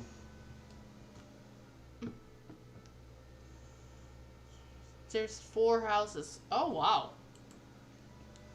This is 61. Kind of looks... There's one house. This is their house. It's a foreclosure. Where's that at? Sycamore. There's like nothing there. Oh, I see. We drove through there. It's Yeah. between Silicaga and... we drove Oh, through wow. Ugh. Oh, the colors in there? Yeah. They have a... Yeah, there's nothing in Sycamore. You painted your closet hat pink, Gosh, this and then you lost your house? Foreclosure? Yeah. Yeah, they made some bad decisions here. Sycamore place looks pretty hood. That closet is a decision in itself. Depressing. Yeah. This city looks depressing. Yeah. Sycamore. Oh, they got Twin Falls on it. 20 Falls. This place looks like it looks like a miniature like Immokalee. Yeah. It looks like a miniature Immokalee pretty much. Wow. This Sycamore place. How far is it away? Yeah, we drove through it, but not like we drove past it, going through. So what's this D Road Cafe about? It looks alright. It's in Montgomery. Mm-hmm. It's a Venezuelan. I've seen it. I saw it before we moved, type of thing. They only open till 3 though, right? Yeah, they had some kind of weird hours. Yeah, that's the problem. That's why we never gone to it. Yeah. If they were like on Fridays, they're open late. I'm not sure. Let's see here. But it's probably like club atmosphere, which we're not. Every time you go to Montgomery, you gotta deal with homeless. I deleted the homeless people living in Montgomery. You did? I wasn't gonna upload that garbage. Mhm. There's a few good restaurants in downtown Montgomery. Yeah. We haven't really given. That Mellow Mushroom place was That awesome. was really good. Yeah. I want to look at the menu before we go again. It was good. I'd actually go there again. Other than every single time you go to Montgomery. I think we need to sit inside next time. I want to sit inside. It doesn't matter. It's just getting out There's of your car. like no one there. Homeless people. There's always going to be homeless people there bothering you. It's annoying. What's their schedule? They're open. Yeah. They're open from 8 to 2. It's a horrible schedule. It's a great schedule for whoever owns it. Horrible. You know people are watching you. You're supposed to entertain them, right? Yeah. You know, yeah. This live stream is not. If all you're doing is. Yeah. You have. Yeah. 32 people watching you, and all you're gonna do is look at menus for restaurants. You're gonna lose them all. Yeah. Sycamore, Alabama looked so boring. That's where we went, like the other day, and it was kind of interesting. Yeah. It's not that there's a lot Island of homeless. Delight. It's not that there's a lot of homeless in Montgomery. There's a lot of beggars. Yeah. It's annoying. They hang out in downtown and on the. It's like Yeah. you can't get out of your car in downtown Montgomery. You can't get out of your car in downtown Montgomery without a homeless person checking you. It's Yeah. Like they're there. Yeah. And it's not like New Orleans. Let me just put the camera on us. it's not like New Orleans where there's like hundreds of homeless people, but it's enough to where it's annoying. Yeah. Like it's like I didn't really feel comfortable. Like every time you go there, there's always a homeless. Like last time we went to Montgomery, I actually recorded the whole thing. Not the one when we were just getting out of the car. No, I actually uploaded the video, but I should have uploaded it. I didn't know you guys would be interested. I uploaded the video, and before I published it, I deleted it. It's still up there. It's just in private. No, I deleted it. It's still on my phone. A lot of I'm afraid to publish the video because it's still on my phone. We can do it if we want. I don't know if it's a good video.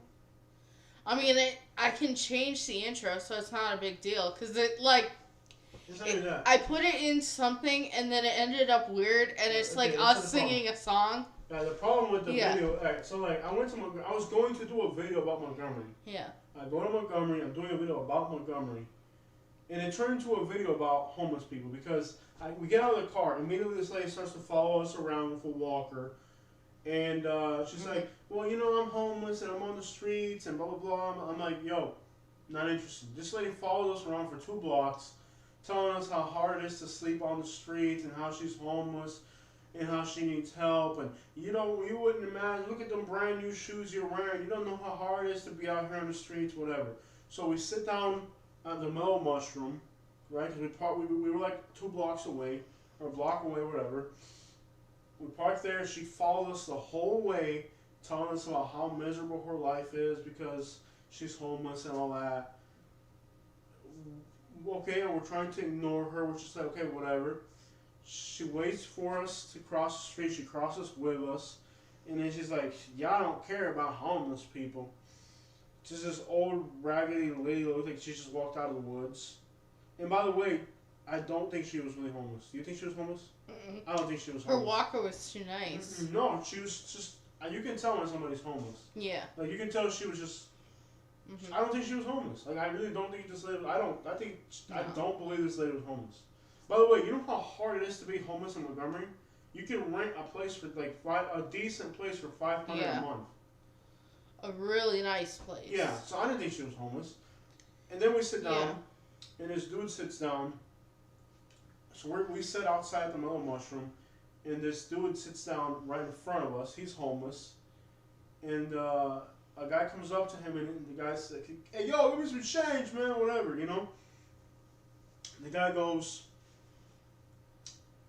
you want a job? You can start tomorrow. I got a company here in Montgomery. You can start tomorrow at 5 in the morning. Here's my card, and I'll make sure I will get you fed, and you can take a shower before you go into work. So you want to start tomorrow? You want to start working tomorrow? I need you at 5 in the morning. I got a company. Let's get you off the streets. I'll make sure you eat and you shower before you go to work. And the guy, oh, I don't really want to do that, man. You know, I just want to sit here and beg, just like that. So the guy goes away, left him the guy's card. So if you're on the streets of Montgomery right now, I'm homeless in Montgomery. I can go up to somebody and be like, hey, I don't want to be homeless. I want to work right now. You got a job in Montgomery. There's no way the way these people are up here, there's no way you're gonna be homeless. Yeah, and there's not to say that there aren't like people in different situations. Beyond that, he sits down. Good quality stuff, nothing garbage. Yeah. He sits there, and I'm like 20 feet away, burning some stuff that's not mids, probably highs. This stuff's not cheap. Everybody that walks by, 2 people gave the guy money, and then a lady went inside and bought him food. Like, bro, you're sitting here smoking highs. What are you talking about? You know what I mean? So, like, I made the video about how frustrated I was at the situation, but then I thought, a lot of my subscribers are going to be insensitive because they don't understand the hustle behind that. Like, a lot of people think most people that are homeless are victims of society. Like, maybe 5 or 10% of them or something like that. 90% of people who are homeless are on crack and they're hustling you.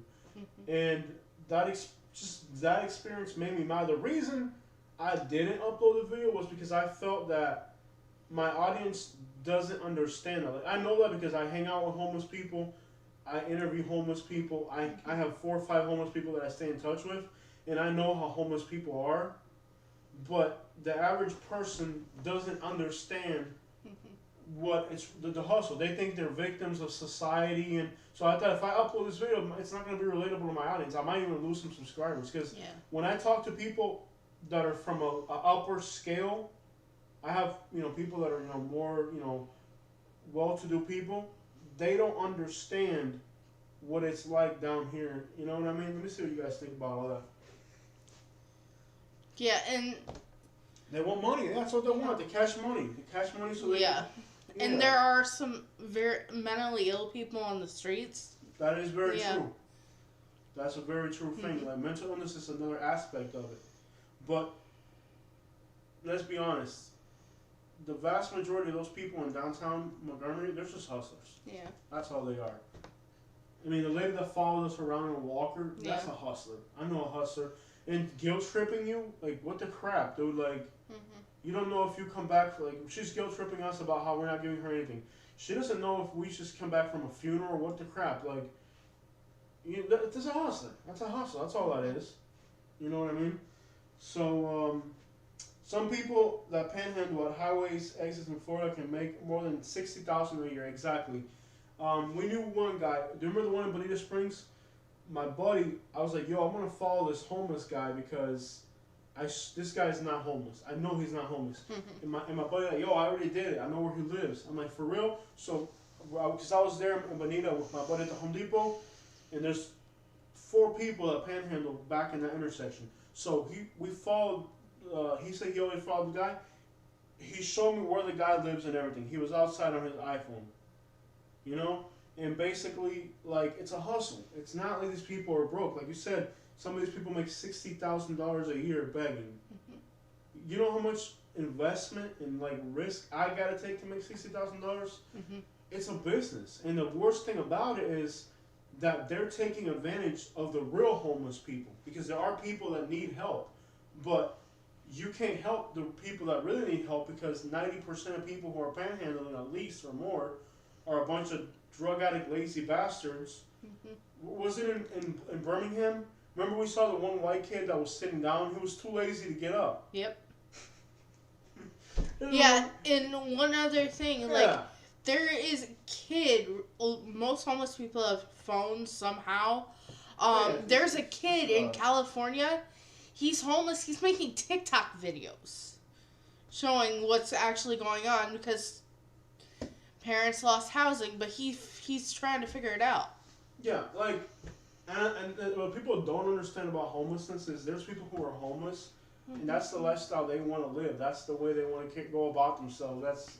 That's how they do business. That's what they do. I mean, like, if you offer them a job in a house, they would be homeless in a month because they don't want responsibility. They want to be out on the streets. That's their lifestyle. Like, that's not, like, they're not gonna. For some reason, they don't want the structure in their life, or they're not capable of having structure in their life. They don't want structure in their lives, and that's not something that me and you can change. But a lot of people don't understand homelessness. Like, there's places where, like California, where what you make isn't going to be enough for an apartment. But are you kidding me? For $500 a month, you can rent an apartment in Montgomery. $400 in Auburn. $425 a month. You can rent an apartment. I'm sure you can find something cheaper. I mean, these are like the real estate websites. I'm sure if you talk to people, you can rent an apartment in Montgomery for $300 or $400 a month. Yeah, or even a room. In one day, I bet you could get $400 in a day if you panhandle. Easily. No doubt about it. But right now, when they give all this money away, like they approved it today, right? When I know 2 people that I know personally that entire, what are they giving, $1,400 a person? That $1,400 is gonna be a big old crack rock. I know 2 people personally. I know 2 people that for a fact that's gonna be a big old crack rock. You know who's gonna have a big? You know who's gonna be happy when they get that money? Crap dealer, drug dealers, because that's what I'm. You give money to poor people, they're just gonna spend it on stupid stuff. I mean, I don't know. We're gonna. Katie wants to fix the shower, and I want to put some rims on the SUV. I'm winning. I'm winning. I'm winning. It's gonna be about whoever wakes up. No, I don't want. I'm not really. The shower, obviously. Yeah. It's not. I'm just playing. But no, like, you know, like some people are stupid, and some people do better things with their money. But yeah, that's what it is. It's just wild out there, man. Yeah. People. It's not that you're insensitive. It's that you're not retarded. I know how life works. I know how things work. Like me and Katie, we went through a lot when we were. Oh, we went through some hard stuff. But eventually, it worked out. Got an opportunity, and got the crap and changed our lives. Mm-hmm. And like most people, it's harder for young people. No doubt. It's harder for young people because they don't have the experience. I mean. It's crazy. There were some times where we were just like, we couldn't figure it out. Yeah, but the thing about Section 8 is, like, Alabama does give people Section 8. Section 8. Yeah, Florida doesn't give you Section 8. Alabama will give you Section 8. No doubt about that. Alabama will give you Section 8. Alabama will definitely give you Section 8.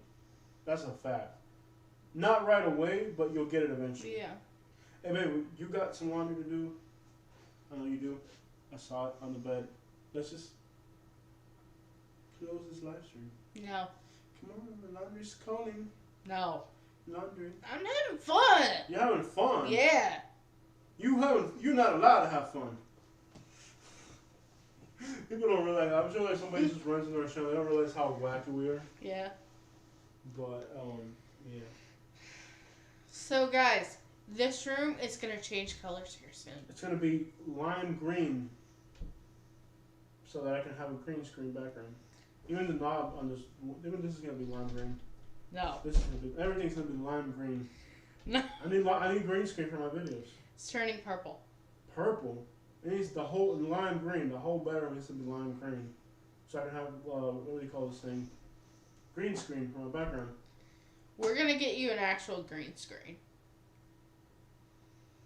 We're gonna get green paint. You just paint the ceiling fan. Everything's gonna be green. Ugh. You wanna keep this last one going? Yeah. But I wanted your attention. No. You can't always have my attention, Jose. Hey, Gabe, give me a beer. I was just playing. I don't need a beer. You gonna take that bathroom? Do you need a water? I'm good. Can you give me one? There's a water right there. I was just drinking. You need a water? I was screaming for you like for an hour when I needed a water. You didn't come out for me. I didn't hear you. You didn't hear me? I was like, can I get water, man? Can I get water? There's like nothing left to this. It's enough to it. No, it's not. Go get me some more. I mean, I talked for 3 hours without water. You've been here for 20 minutes and you need a water already? Don't forget to paint the closet purple. Yep. You entertain them. I'm out. Okay. You entertain them. Give me a water. I didn't hear you. Okay. So, Jose wants to go to Eastern Kentucky. Eastern Kentucky. Actually, I think that he might have won the vote from what I was seeing. Yeah. From what I was seeing. Did it win the vote? I believe so. It's a 7-hour drive. When are they wanting us to go? When we get to YouTube one, I can't afford to do it now. Eventually we'll do it. Talk to them. Entertain them. Eventually, I mean, the thing is, like, for a road trip that big, we can't go broke. That's a big road trip. No. So I guess we could do Knoxville in the process.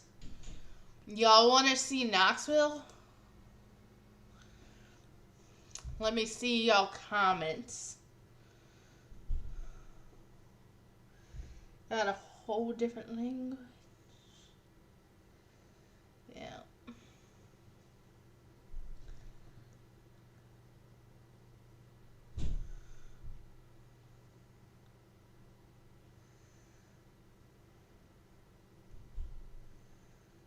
Yeah. We might. I don't know. I don't know too much, but I do know a little bit about homelessness. Yeah, Kentucky would be cool. I want to see what's going on there besides fried chicken and basketball. I actually don't know too much.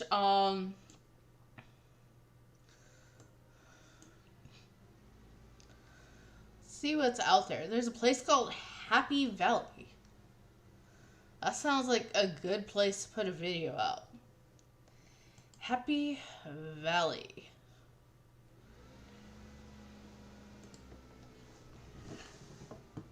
Unincorporated community. Okay. But we will go to the Happy Valley.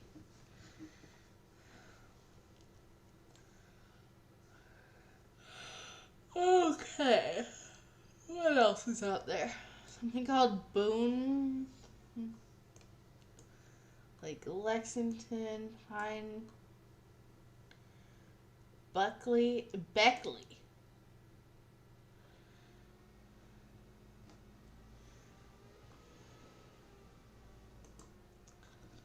Huh. I'm going blind, y'all. 15,000 people.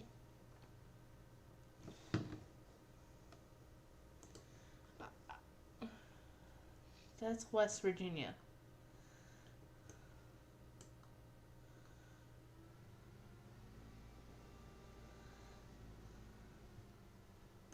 Lexington. So I'm just gonna go on here. Where did Jose get those pajamas? I'm not actually sure where he got them. I'm thinking it's probably a mixture of what's it called? Bass Pro Shop and somewhere else. Alabama Jamas. I guess there's a really long wow. Alabama Jamas. I need to get me some Bama Jamas because I don't have any. Very small. Probably a tractor store. I guess. Why is this not monetized, Jose?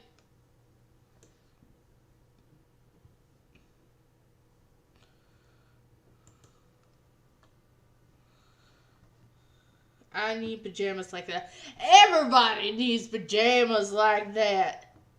I need pajamas like that. I'm trying to figure this out. I'm horrible at this. There we go. Finally. So, yeah, we're thinking about a lot of things right now. But I definitely want to do our bathroom because we desperately need it. Our bathroom's kind of like a weird pass-through. So I want to make it two separate because it's just too much. And then it has this bathtub. It's just uncomfortable. So I want to separate them and make them two. Make it two showers. So it actually gets rid of the pass-through because it just feels weird in the house. I'd rather have a complete guest bathroom and guests don't have to, we don't have to deal with that one room.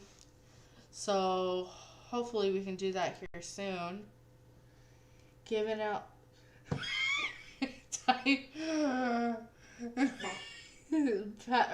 give it out type of info that'll help.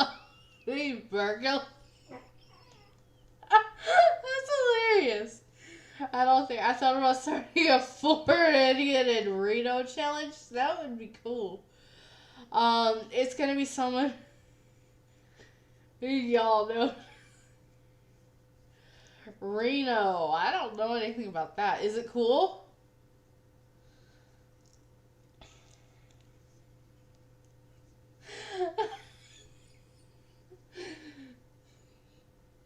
Yeah, I always give out interesting information. Oh, I have a doctor's appointment. That was the last one I did. So we're gonna go back to the house. Bicycle all over the country, riding.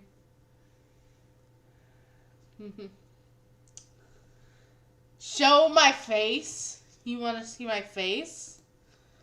There we go. But then I can't see the comments. Get me a phone.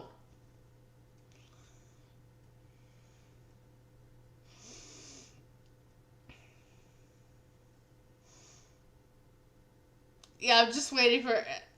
I know he's watching, and I'm trying to get him to respond, and he's just not doing that. So we're just gonna play it by ear. A lot of trips planned within the year.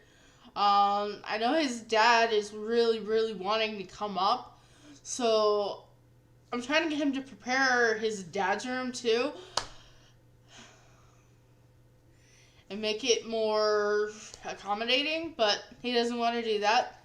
We need to paint in there and switch it out from carpet to some kind of other flooring, like laminate or something. So that needs to get done before the summer, and I want to get his dad a recliner, and he doesn't want to do that. So, of course, and then a TV so he can have his shows, because we're going to be getting internet this summer, so Wi-Fi will be good, so he can have whatever he wants. He can watch whatever he wants. So there's going to be some cool trips. I think we're talking about going to Texas this summer. Really, really get into the South. He wants to go to Kentucky, West Virginia, Michigan. If we go to Michigan, I've kind of already decided the route. I think what we're going to do is take some new roads up there. I've kind of planned it out because of how I want to go and the stuff I want to show Jose. One place I know that we're going to stop in Michigan that I will make him stop is Fowlerville Farms. That is an awesome restaurant. I used to eat there as a kid, but I have not eaten there since 2006. So I'm looking forward to taking Jose. Looking forward to getting Tim Hortons. Again, I haven't had Tim Hortons since I was a kid. I really want to show Jose a bunch of stuff because there's some cool stuff. There's like sand dunes and stuff like that. I really want him to see. He's got his own mind up, but he doesn't know I've been planning this for the last 10 years. I have put in a lot of thought because I thought we'd be leaving from Florida, and I never actually thought this would happen, that we'd actually be able to go to Michigan, but it looks like we're going to be able to at some point here soon. It just feels surreal because I remember years ago when we were broke, like, this is 2010, 2011, it was like right after we got married, and I remember talking to my papa and saying, we'll get there eventually, but I just can't afford it right now. And he was sick, and then he died, and I just wasn't able to go. Because there was just no way for me to go. So, we'll be able to go now, and I'll be able to show him all the stuff, and I'm excited. I've planned it out to the T, like where I want to take him. But of course we'll film everything but it's something I've really wanted to show Jose because I've been through Cuba. I went to Cuba with Jose. I went to Kentucky. I've seen where he's lived, but he's never seen where I lived other than where I lived in Fort Myers and where I used to live in Naples. So he hasn't really seen that. We were just never able to go. And now we'll be able to. We're just not Florida broke. Yeah. Yeah, it was hard. You know, I have to go into this thing to actually see what's going on. That would be included Jose in that. Medical stuff is each person's choice. We'll figure it out.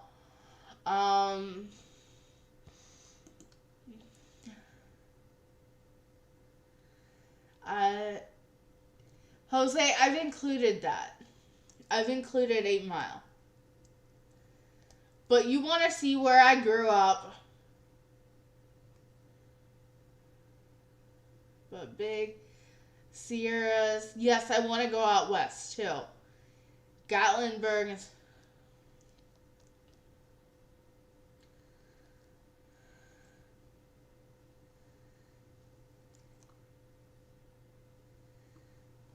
How long have you been together? We have been together since 2008, and then we got married in 2009. Started dating in July of 2008, and then we got married in June of 2009. So we were together less than a year before we got married, and I think about 7-8 months before we got engaged. Yes, we love Salvadorian food. I'm not even going to try to pronounce it, but I like it. Acahuta.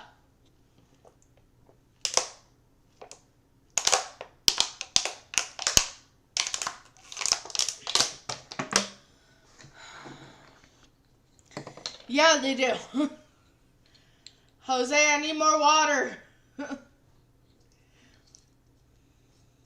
Yeah. So I love sushi, and I want Jose to get me more sushi. I went to Publix today, and they got that $5 Sushi Wednesdays. I got the spicy Californian, and that was awesome. So if you haven't tried Publix sushi, you should.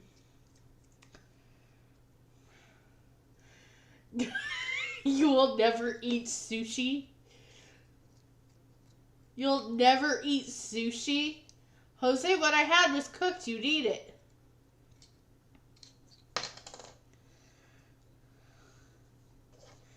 It's basically crab, avocado, and...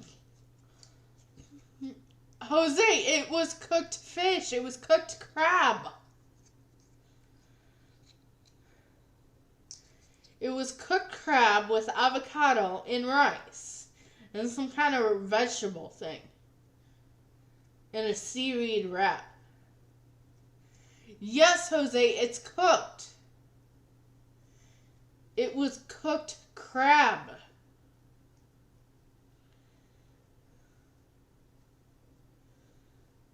Out by Panther. West Virginia. Okay, am I on that thing? Okay, Panther, West Virginia. I guess we could do DC at some point. But why would I want to? Greenville. Live streaming. They prep sushi here in ways I never...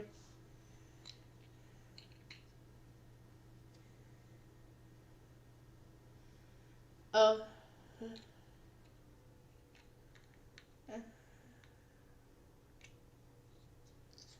Yeah.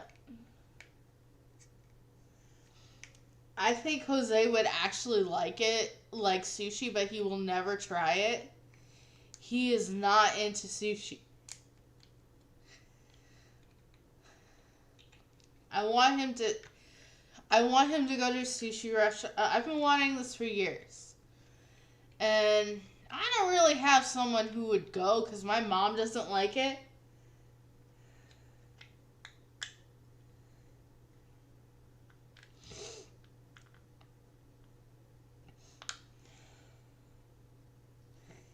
Yes. I remember that. Yeah, she was talking bad about Spanish people, and then she considered you that I don't get. Like, they think that the only thing out there is Mexican. Stick some palomilla in a sushi roll and he'll eat it.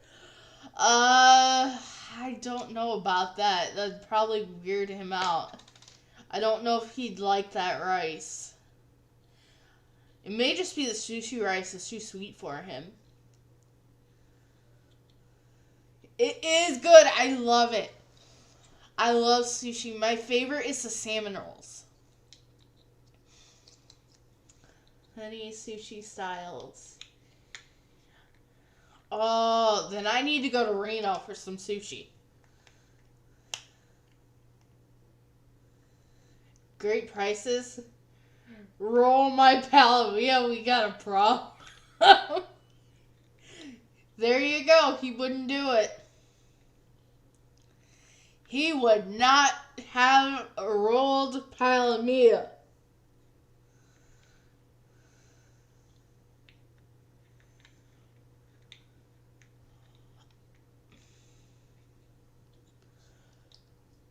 I will be considering going. Have we ever been to California? I have not been to California, and I don't think Jose has either.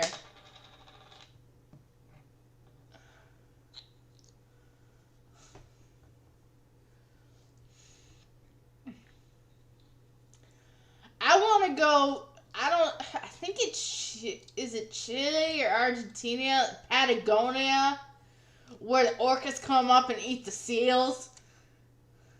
Yeah, California did come to us.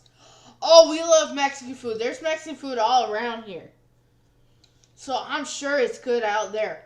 If there's that kind of food scene, we might need to check out Reno. What is the average house price in Reno? Reno.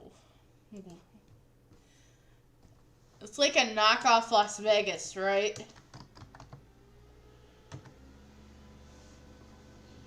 Reno, Nevada. I don't know. I can, but I don't want to. So it's like Naples pricing. It's kind of like Naples pricing. It's not bad, but it's not something I would want. We'll see. It's actually not that it's not that bad. Just a lot of people are moving there, so because they want to get out of California. Ooh, that looks like Florida house.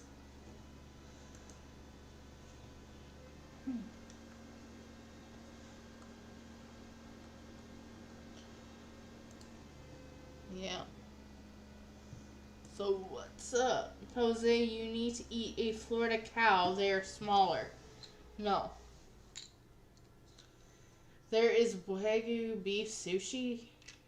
I want to try that. You need to eat a Florida cow. They're smaller. Reno housing is real expensive. Yeah, Californians are coming Actually, Californians are going to Florida and Texas, too.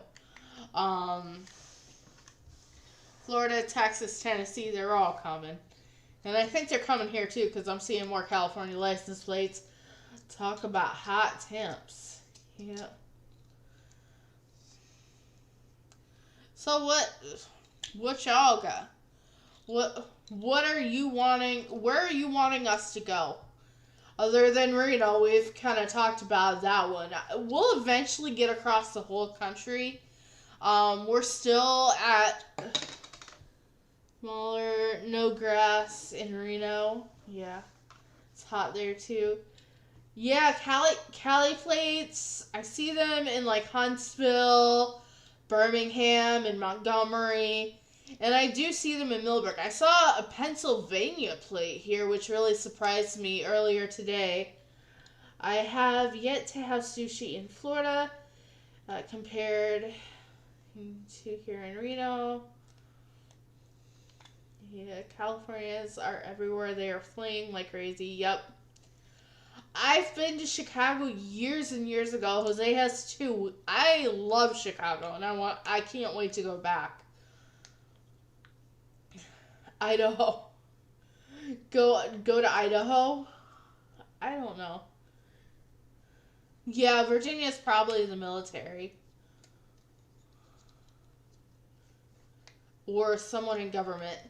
Gatlinburg, I'd do it, but it's kind of touristy. He may not want to do that.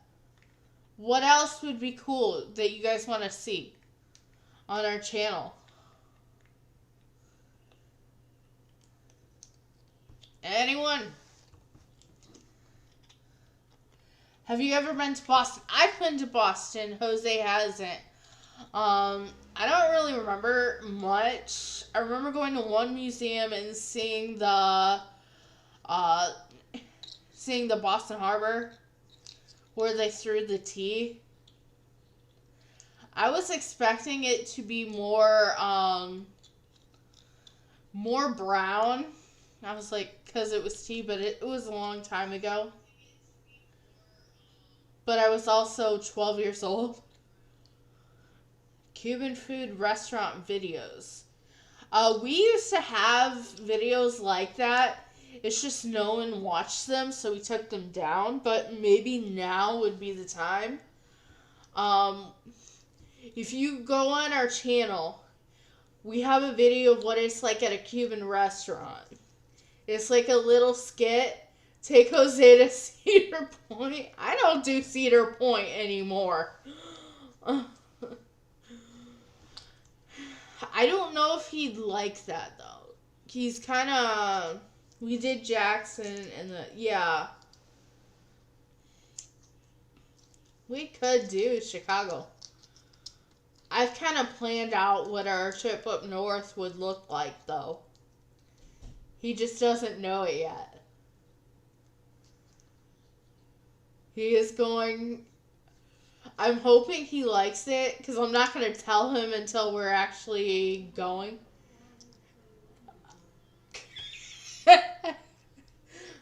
He forgets that I live there.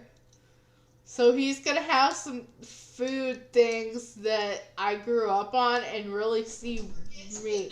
You want to go over some of the places you've taken me?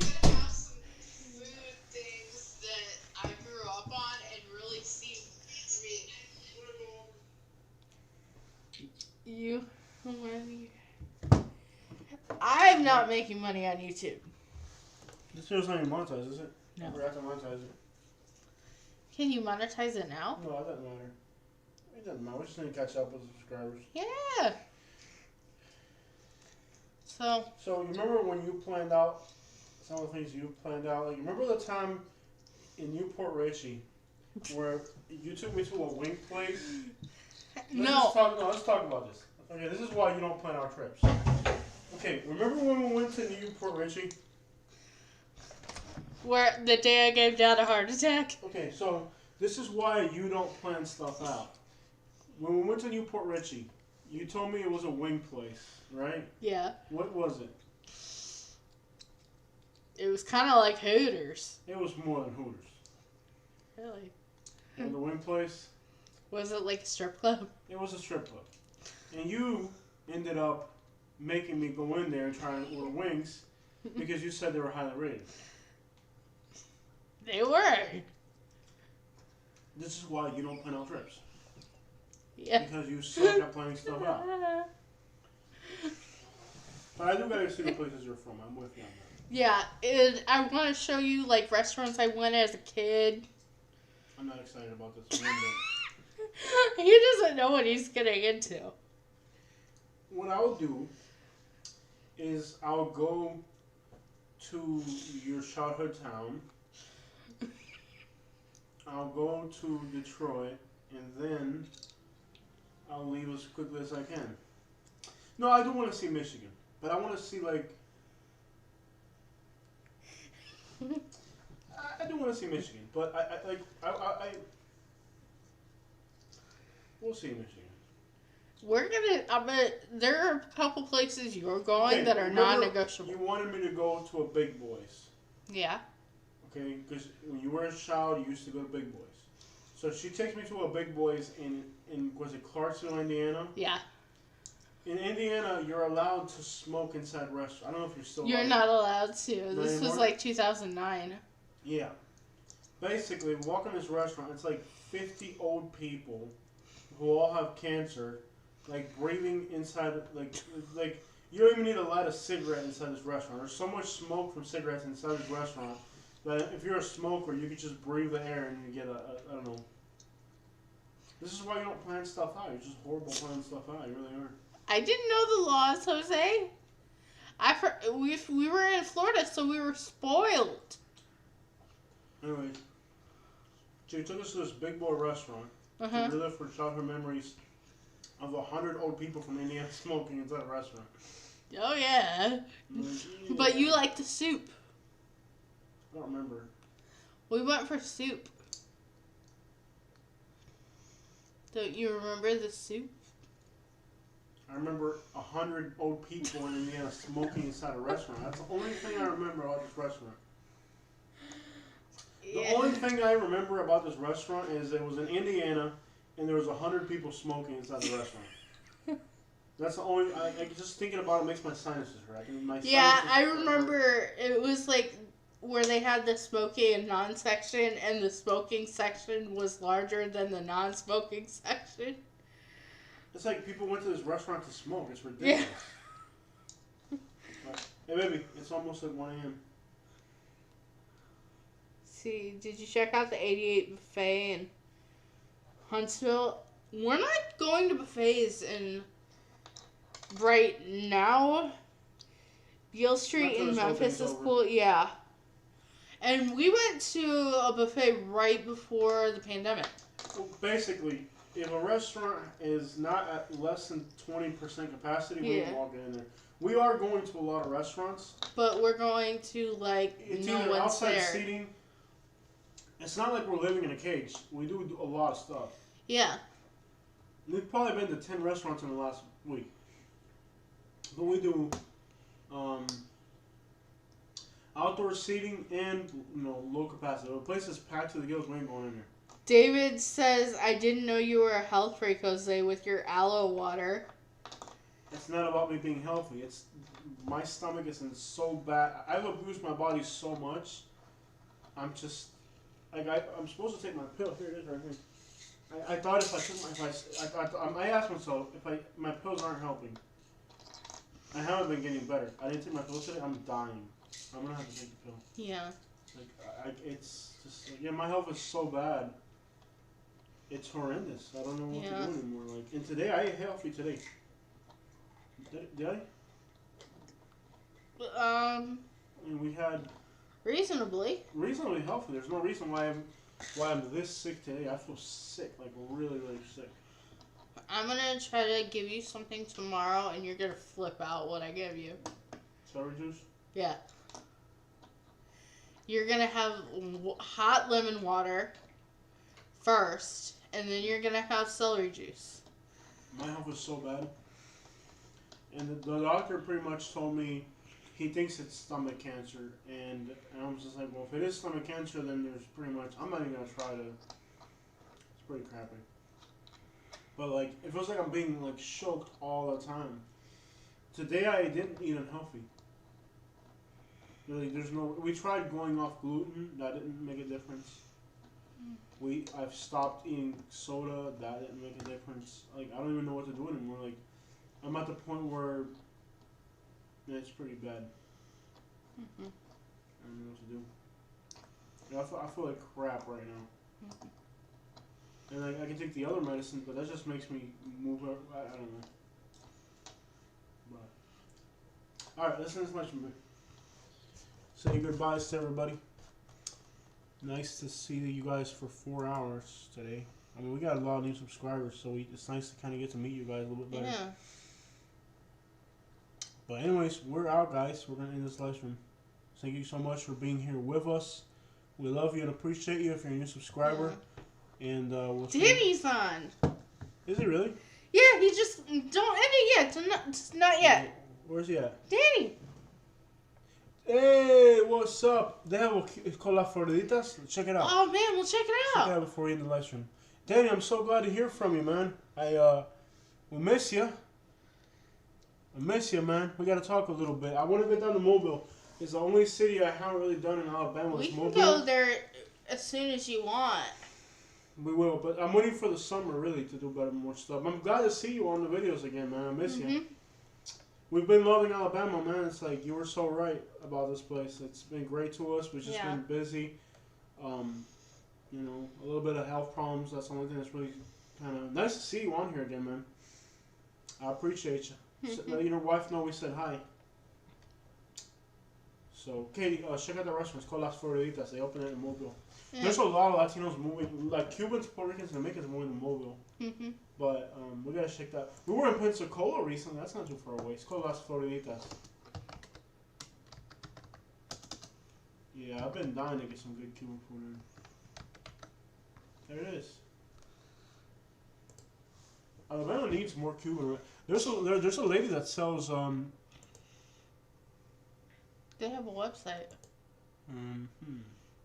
There's a lady that sells Cuban food out of her house in Mobile. I knew that for a while, but it's kind of fancy. Why don't you look at it from what do they have? They got black bean soup, fried yuca chips, fried plantain chips, ceviche. Who eats ceviche? That's not really Cuban. Cuban sandwich, picadillo sandwich. A picadillo sandwich? Oh my, that sounds disgusting. It sounds good. It's like sloppy joes. This is, let me see real quick. Guava flan, guava pastries. They have a very small menu. After dinner coffee, balsero. This is more of a Fernando the Bull. Yeah, this is what we call Cuban American. Yeah. This is what you call Cuban American. See them on Google. See their Google photos. Forget about their website. Where's their Google? Their Google. It's Cuban American. This is like it's in downtown. It's gonna be like a little hipster place. Yeah. That's what sucks. Like it's probably gonna. It's highly rated, but it's probably gonna be 69 reviews. It's gonna be a hipster place. Like see. Oh my gosh. It's hipster stuff. That is beyond hipster. Guacamole. When have a Cuban ever eaten guacamole? Never. Totally hipster. It's totally hipster crap. That's the problem that all these Latin restaurants is like they're total like hipster, like they're not authentic, you know? Yeah. That looks alright. Drink, Danny says he's been sick too, getting better, drink plenty of water and stay hydrated. Yeah, that might be 90% of my problem is I don't stay hydrated. You don't drink water. Yeah, this is like a hipster place. You know? Like it's you can tell it's hipster, like guavas, chips and all that, like what the crap. Total hipster place. I hate it, actually. I hate stuff like this because it like what Cuban would have that? You put that in front of my dad, what would he throw it at you? If you put this in front of my dad, he would throw it at you. The Cuban sandwich might be good from what I can see though. So this is like hipster crap. I hate stuff like this because like I want people to know what authentic Cuban food is. The sandwiches do look good though. Sandwiches look great. Yeah. But it's hipster stuff, you know what I mean? It's not really like if a real Cuban went here, he would like throw this food at you. You know? Mogo. Alright guys, so we're gonna check out for real though. It's a pleasure to have you guys with us. Say your goodbyes for real this time. We gotta go. Bye. Love you guys. Thank you guys so much for your love and support. And this video is not monetized, so it's just us chilling, hanging out with our subscribers. We are out. Hipster and millennial? Not sure. Don't care. Here's the difference. I'm a millennial, but I'm not a hipster. How's that? Alright guys, we're out. Love you guys. Thank you guys so much. Love you. We're out. Make sure you subscribe.